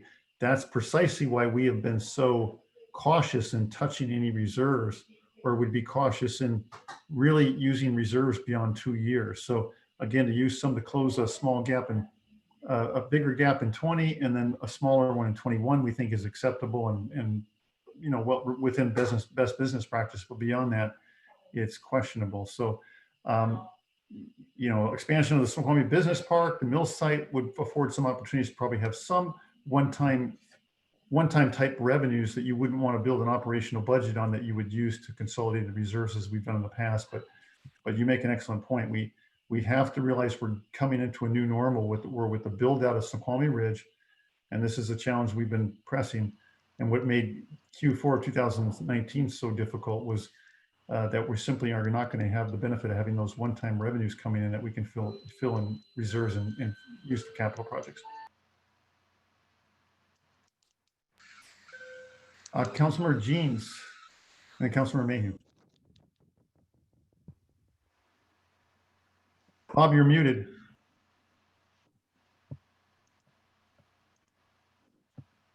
So we've been talking about a lot of specific kinds of things that we might do that helps us get it out of this mess that we're in. And I'd like to make a philosophical statement that I hope that the council would uniformly agree to. And philosophically, we're into a problem not caused by us, and we are in it all together, which includes elected officials, staff, and the citizens of all of Snoqualmie. And I think we have to find a solution that picks from each bin that allows us to hold our heads high and proud when we say, here's the solution. We do need to touch taxes. And the 1% property tax, including the banked amount, and the 1% property tax in the future is something that we're going to ask of the citizens. We will ask of the staff to do things to cut expenses in the area of $500,000 per year, at least for the next couple of years. And then I'm hoping that we can, for the third leg of this, talk about our economic development. And there are sort of three options in that. And it's right to say that we're not picking any one of them, but we ought to be focusing on that economic development, in my opinion, more than taxes, so that we get to where we need to get 6 years from now. That's all I have to say. Thank you, Councilor Jeans. To add to that, a couple of thoughts. I thought that was a great philosophical point. You know, Bob and Brian may recall that the mill site in many respects was kind of a backup plan B in case the Salish didn't happen. We thought for many years the Salish was going to move forward, and as it keep being, you know, we went into the recession and it got delayed and then continued to be delayed, and we got more and more nervous because we were counting on that revenue to sort of fill these exact same kind of gaps we were looking at. And that's when the mill site, we decided to kind of put in motion to at least have an ace in the pocket. And thank God we did, because we now need that option B. And you know, because the Salish did fall apart. So, but to that point, and again, I want to say this carefully, so it's not, again, this isn't the council approving the mill site or any quasi-judicial project, but it's saying, hey, as Bob Sturbank said, it's in the city, they have rights to proceed with a development agreement, apply when we're providing information to say, hey, if it did happen, this is the kind of money that would be involved, or revenue that would help address, or at least give you some confidence of what the future might hold. With that said, the Salish holds a good example of what could happen with any project. The owner of the mill site, if you recall, is heavily involved in the aviation industry, in a similar position as Boeing that's getting hammered economically right now. So even if we were gung-ho to move forward on a project like that, there's nothing to say that the developer himself, even if fully entitled, similar to the Salish, might balk and pause and wait a few years for recovery, or simply choose not to proceed. So you kind of want some options in your pocket, and that's like, business park expansion or S21 or even Snoqualmie Hills, which is difficult because that would take more than 6 years to even get moving forward. But again, because these things take a long time, you want to sort of maybe have a multi-pronged approach. But Bob, I thought what you were touching on too was that taxes equation, that we're in this all together, as you said. The 1% is frankly a council action, but I think before you make a lot of service cuts and other more draconian things, you want to give the benefit to ask the residents, what do they want? The other thing, what the Salish and mill site and development projects represent is new revenue. And when you get new revenue from those types of activities, you don't have to do regular levy lid lifts every 3 to 4 years. If we stopped all development today, we could probably still create a sustainable city governance if we could do levy lid lifts every 3 to 4 years and commit to that. To basically see the taxpayers that, look, hey, we need a cost of living increase just like we do with our employees and just like you get as residents of the city from your employers. We need to do a regular cost of living increase to sustain current levels of service and keep up with inflation. So one item that would need to be discussed is, would there be any commitment to, again, two of the most pressing ones is the 0.2% sales tax, or the levied lid lift, basically voted levies that we would push out to the public and need to be thinking about going into early 2021. So maybe that goes as early as November 21 out to a vote. Councilmember Mayhew.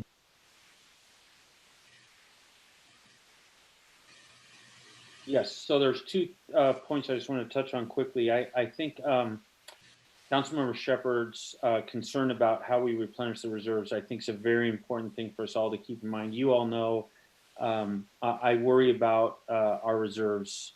I've brought up the whole time I've been on the council. This is something I worry about quite a bit.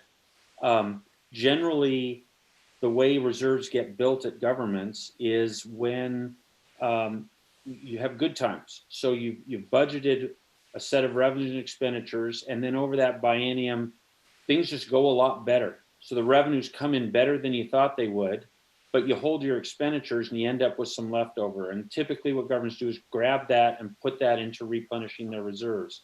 That's how they build their rainy day fund. So I guess my general belief is that that's how we'll rebuild them. But of course that's uncertain, the future's uncertain, and it's something to worry about. And that's why I'm very loath to spend reserves. Having said that, what the heck is the point of having a reserve if you're never willing to spend it? If now is not the time, I don't know what the rainy day is if it isn't now. So I'm very supportive of the mayor's general approach, that he's proposing, which is, let's look at some combination of service cuts where we can. Let's find places we can tighten the belt. Let's be smart. We're not doing events, so let's take the savings there, et cetera. We're not doing training. We're not saying, so let's do all of those things. And then let's take some of our reserves, but let's be very careful. We've got it's sort of a more optimistic scenario, a less optimistic scenario. We don't know where it's going to be, or somewhere in between. He then says, let's do half-half. I don't know if I agree with half-half, but let's do some mix. And let's use some of those reserves now. That's what they're there for. So I just want to say, that's how I see the reserves coming back, but that doesn't mean like, let's open the floodgates and spend all the reserves. I think we have to be very careful about it. And that's certainly my point of view. The second thing I wanted to say was to Councilmember Jean's point. I think, economic development, if you could take us to slide 10, Robert. I think on slide 10, I think this is where I sort of saw Councilmember Holloway going with this, and maybe I'm wrong, so I don't mean to put words in his mouth, but if we take this set of assumptions, this is the more optimistic scenario. So slide 11, which don't go to that, is actually even less optimistic than this, but it's the same set of assumptions. So my thought is, I think where he was trying to take us is do the majority of us feel like, yes, let's ask administration proceed with this set of assumptions. I certainly would say yes to that. I'm in favor of that. But I would say it's not enough. I think we have to do more. And what I would suggest is on the economic development front, the two big things. Now, the problem is they're going to be way out at the end of this, but the gap's still opening. As you see, look at 2026, the gap's still opening. So I would say, I think we have to add into this a business park expansion, which is into the Snoqualmie Hills area. I think we have to start the ball rolling on that as soon as we can. I think there's demand for that. I think we all believe that can be done and still keep the flavor of the city pretty much where it is. I'd like to see us add that to this chart. And then as far as between this more optimistic scenario and the less optimistic scenario on slide 11, I'd say I think we all have to start realizing that along this path, along this period, and maybe soon, in fact, well, this says we will have to do it soon. I think we're gonna have to look at a levy lid lift or two over this period. So I'd like to see this plus business park expansion, plus probably one levy lid lift in the early. So maybe voted in 21, put it out to the voters in 21 to see if they support this, with the idea it would take effect in 22. And then knowing that we may have to do it again 3 years later, depending if we can get that business park expansion to start coming online towards the end of this. Or if we see that the economy picks up worse, it'll sort of depend on how things recover between slide 10 and slide 11. That's where I'd encourage us to go. So maybe people could speak to whether they support that. So that's this, what you see on this slide, this set of assumptions plus business park expansion, plus levy lid lift, at least one for 2022. Yeah, because whether it's slide 10 or 11, you're going to still see a big gap, which levy lid lifts could do a great deal. But again, you don't have a guarantee that the voters will approve it. So this is where you want to have multiple things in motion, not knowing which might fail. Jim, before I move to Councilmember Shepherd and then Holloway, I wanted to quickly clarify, when you say you have grave concerns about the reserves, I think I understand your position that because of the growth of Snoqualmie Ridge and the one-time revenues, we are the envy of most cities to have a very healthy reserve that we've set aside due to the discipline of the council consistently over the last 15 years. So your concern isn't about the nature of the reserves or that they're appropriate reserves. It's about the new challenge we have that we can't replenish them like we used to, correct? Yeah, that's exactly. I'm so sorry. I should have made that very clear.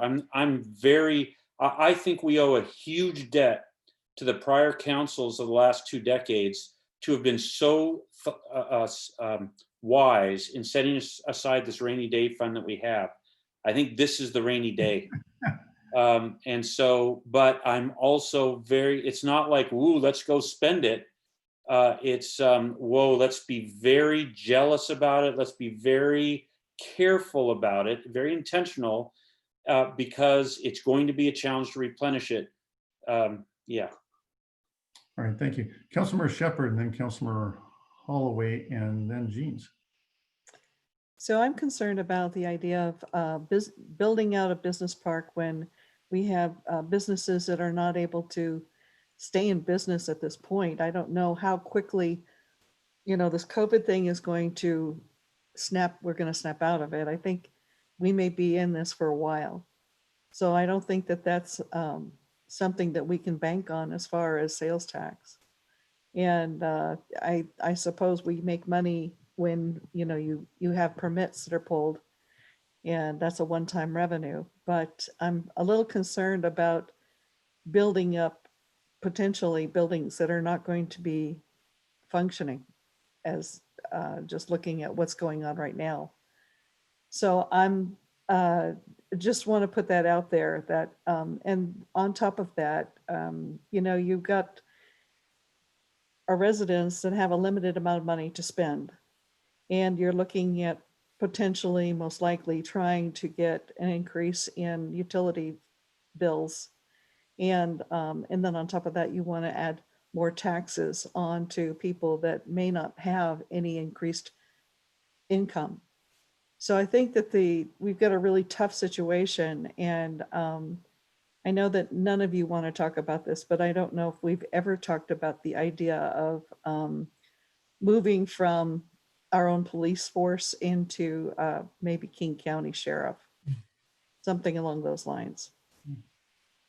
You should maybe discuss that to the public and see what the reaction is. But you make some excellent points on the business part, Councilmember Shepherd. One of the arguments for like the limited income, maybe from residents spending, or we still have a fairly thin population to support a lot of small businesses and whatnot, restaurants. The argument for the businesses in the business park themselves has actually been faring quite well through the COVID crisis. It's the small mom and pop retail shops and restaurants that have been really clobbered. The efficacy of an expanded business park is those business people are a daytime population that drive a tremendous amount of revenue into local restaurants and into the local hotel and whatnot. And so it actually does a great deal to help stabilize and improve the small business environment. But anyway, Councilmember Holloway, Jeans, and then Councilmember Ross. So I guess to answer the question that started out with Jim. Jim, I started on slide 7 and then worked my way to what slide 10 was showing. And doing that, I was able to close the biennial without the levy lid lift. So I would really propose that the levy lid lift, we plan it in 2023. We see which one of these predictions is right. And if we need to trigger it off as we get into 2021, we can change this and trigger it off if we don't see this recovery happening. But a planning assumption for biennial, I put it in 2023. Yeah, okay, I understand. Well, I really appreciate the last letter comments, which is you're, of course, we all see that we can close it in the optimistic scenario, but in the more pessimistic one, then you're not going to have any choice but to pull the trigger on something like that unless you do just draconian levels of service cuts. But then given surveys and all that, I would say you never want to do service. Absolutely. There's no way predicting there's just no way predicting what this piece is going to do. Yeah. I would love to. All right, Councilmember Jeans and Councilmember Ross. Council Member Mayhew, thanks for drawing my attention to slide 10. And thank you for drawing my attention to 2026. The significant point being the fact that in 2026, it might still be going in the wrong direction where we're not going to get revenues to match expenditures. And so I had raised this point before. And the point is that the property across from S21 called Leisure World is nothing that can happen immediately, if at all. But we ought to give some attention to raising that as a possibility because we might have we had some takers there years ago. There were people interested in doing a number of very creative things, including a college campus and other kinds of things that were very appealing to the council and I think would have been very appealing to the city. So in terms of the long-term solutions included, all of these things in this number 10 are good, but we still need to be thinking about the kinds of economic development, and I think we should give that leisure time an opportunity. We're going to give some thought to that to bring it into our fold so that we can do something. That's it. Well, Council, we have about 15 minutes left of your scheduled time. You can certainly go as long as you want. I just want to do a quick time check. So Bob, I think the point is well made. That's one we're sort of keeping on our radar.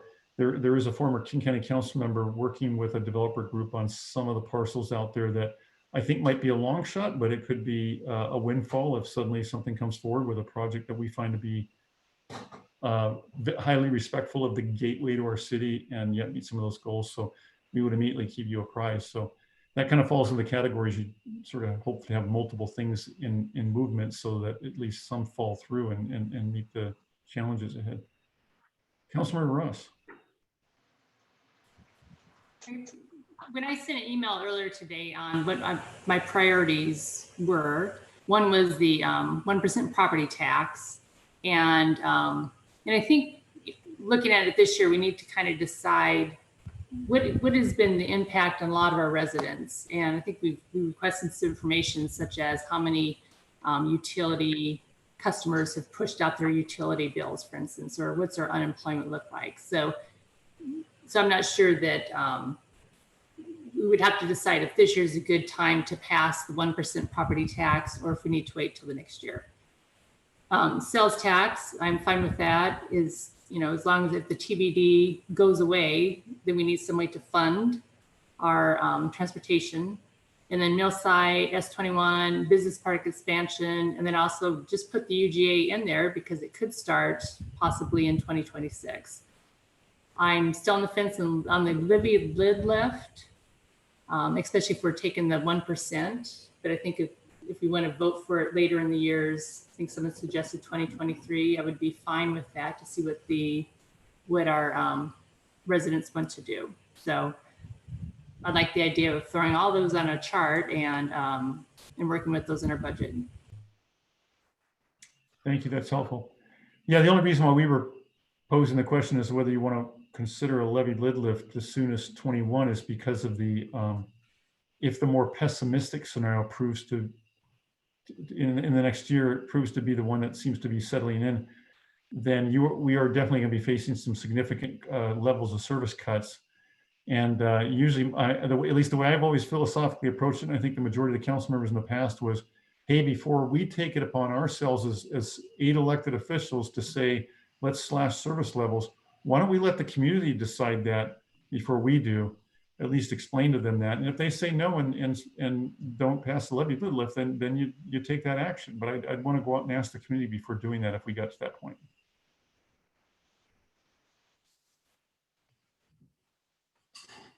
Right, Councilmember Ross, did you leave your hand up or do you have another question? All right. Any other discussion or comments at this time? All right. It sounds like there's general consensus, or not consensus, but go ahead, Councilmember Mayhew.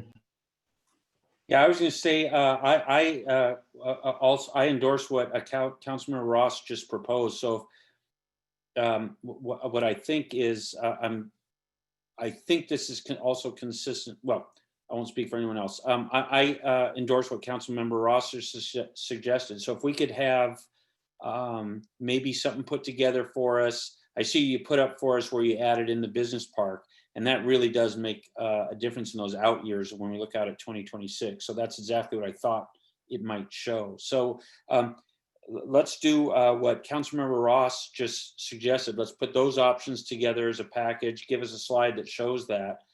And then maybe, I think what I heard is maybe she was suggesting, let's put it on for now, or maybe I'm confusing her and Holloway, but let's put a levy lid lift in there at 2023, or maybe on at least the more pessimistic version slide, put the 23 or a levy lid lift in there, or if that says it would have to be 22, but let's have those package of things. I endorse that as council guidance to administration to go put together the biennial budget and the 6-year outlook using that set of assumptions. I endorse that. And maybe if the rest of us could sort of weigh in on that, then by the end of the meeting, maybe we've given at least a majority of the councils given some sense to administration, this is where we want you to go. Councilor Sumwell. I don't have any opposition to what was proposed. Obviously, no one's voting on anything with finality, but I think directionally, I'm comfortable with that.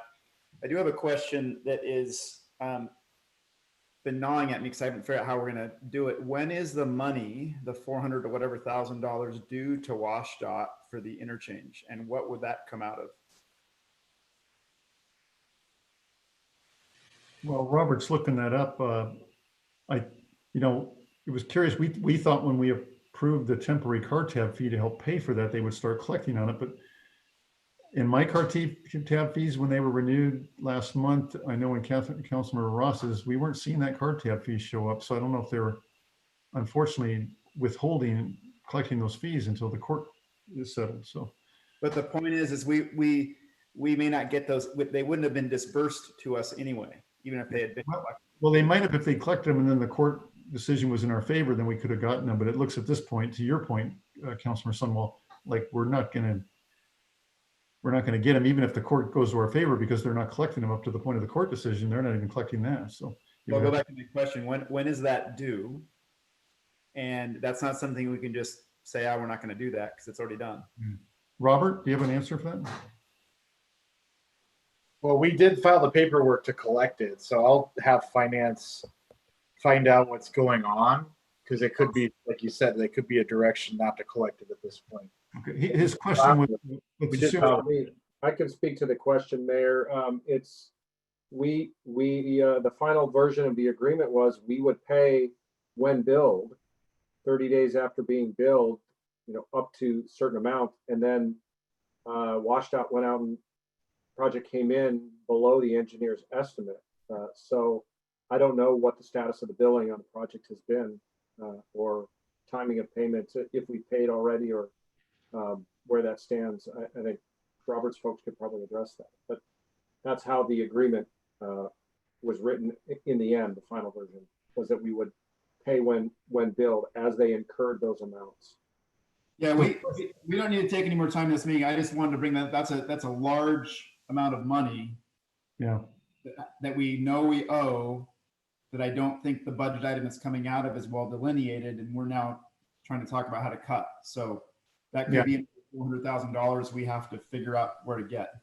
Well, that's more of an impact on the non-utility CIP, and that'll come back in that discussion as we have to make adjustments to that anyway, knowing we have loss of revenue to that and the impact there.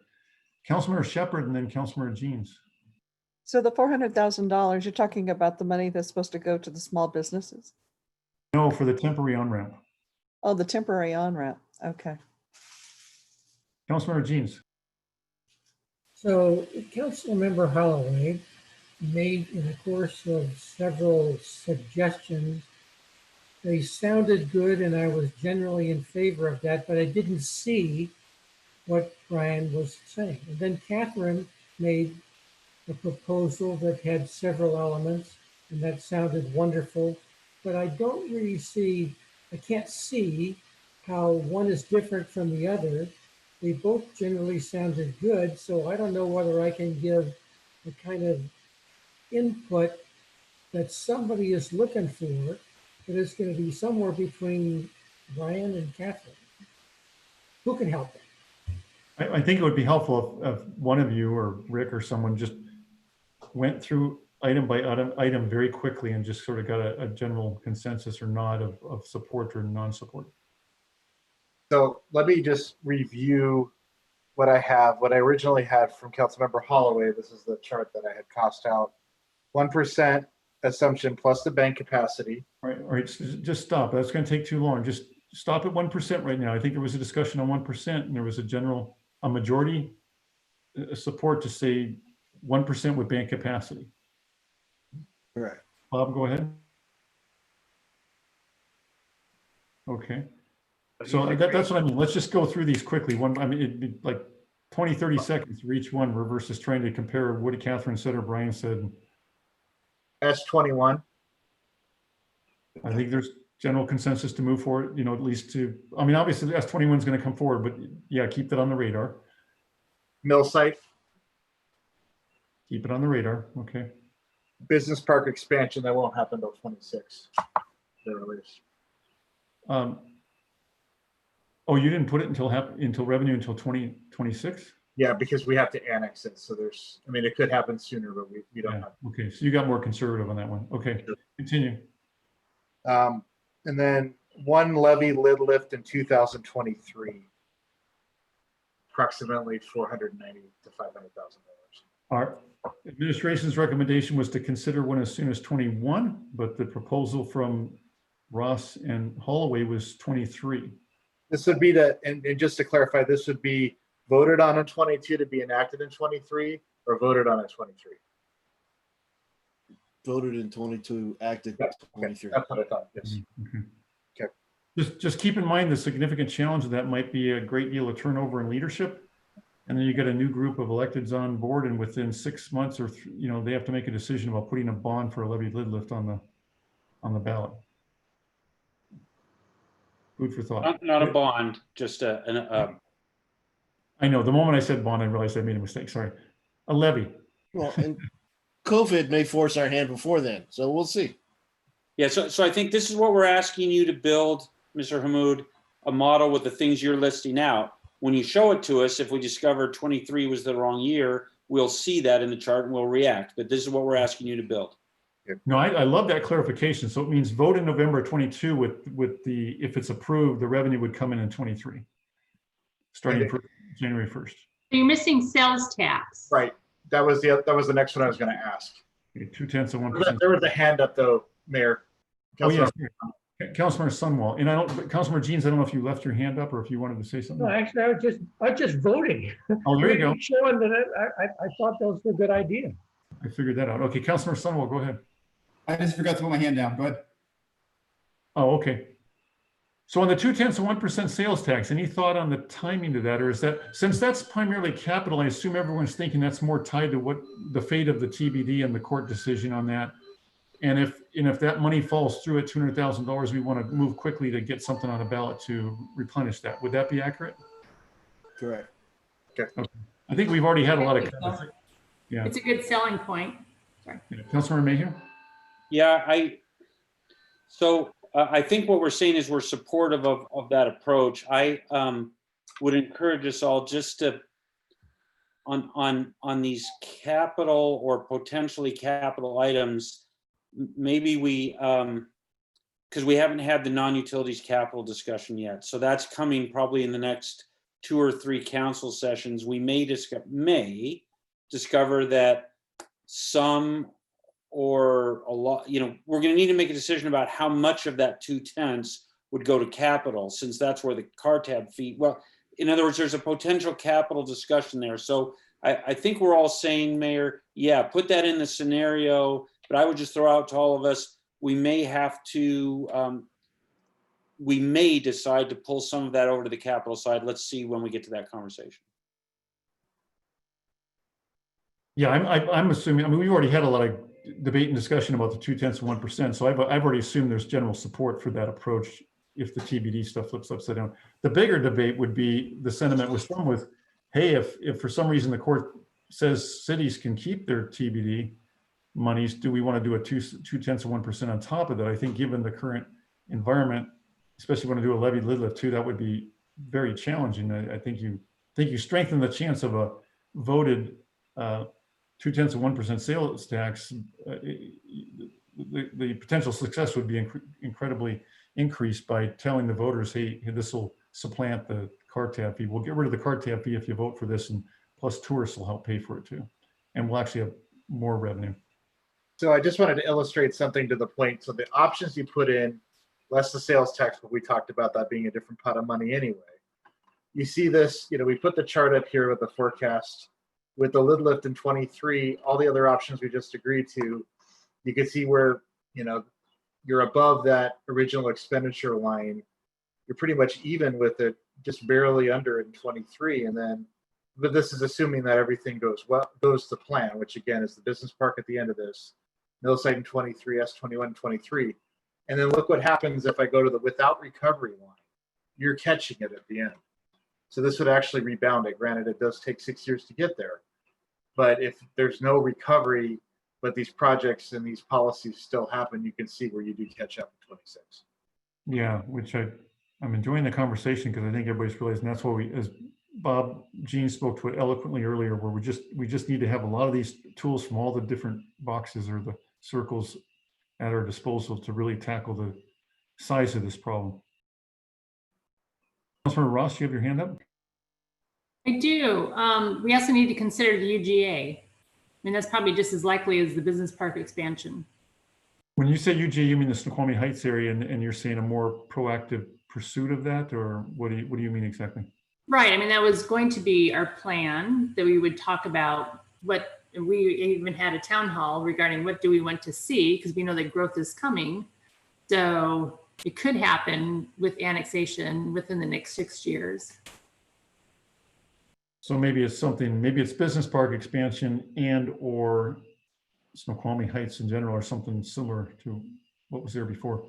I think we'd all sort of like to see that SR 18990 interchange get resolved before that. But again, that's a 6-year horizon. So it sure as heck should be done by then. Councilmember Mayhew. Yeah, I agree with Councilmember Ross, although I would say not and or, I would say and.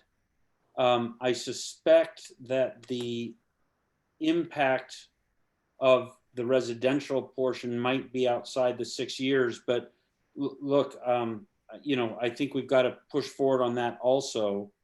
So I agree with, let's add that to the plan as well. Let's see what you all feed back to us as reasonable economic timing and impacts of that. But I think, you know, we started with that town hall trying to get the community's sense of what they'd be in favor of. And I think we need to push forward with that. So I agree with Councilmember Ross. That also should be part of our package of plans that we're going to move forward with. Thank you, Councilmember Mayhew. So to clarify my comments about maybe treating those a little differently is, I think there's some, you know, trying to look for diversity beyond being a property tax dependent bedroom community of homes and residential. I think there's more clarity around the appropriateness of taking, you know, a few dozen acres and expanding the business park. A lot bigger question marks around the remaining portion of that UGA that requires a lot more discussion from the council member and the community. You know, is it 800 homes of senior assisted or active living? So that's what I mean. That's going to take harder to kind of get there, whereas I think the administration can move more quickly on sort of defining that business park piece. But to the point of both of you, then we would need to move quickly on getting that visioning process done about the rest of that UGA, and we'd be happy to start doing that. Or what do we have left on the list to tick through?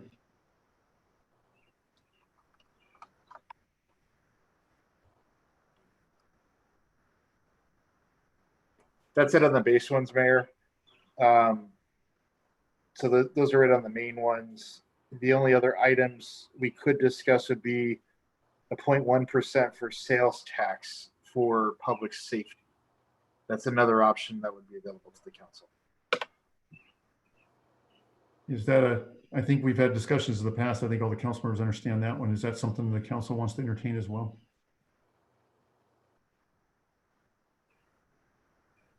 Councilmember Mayhew and Councilmember Ross.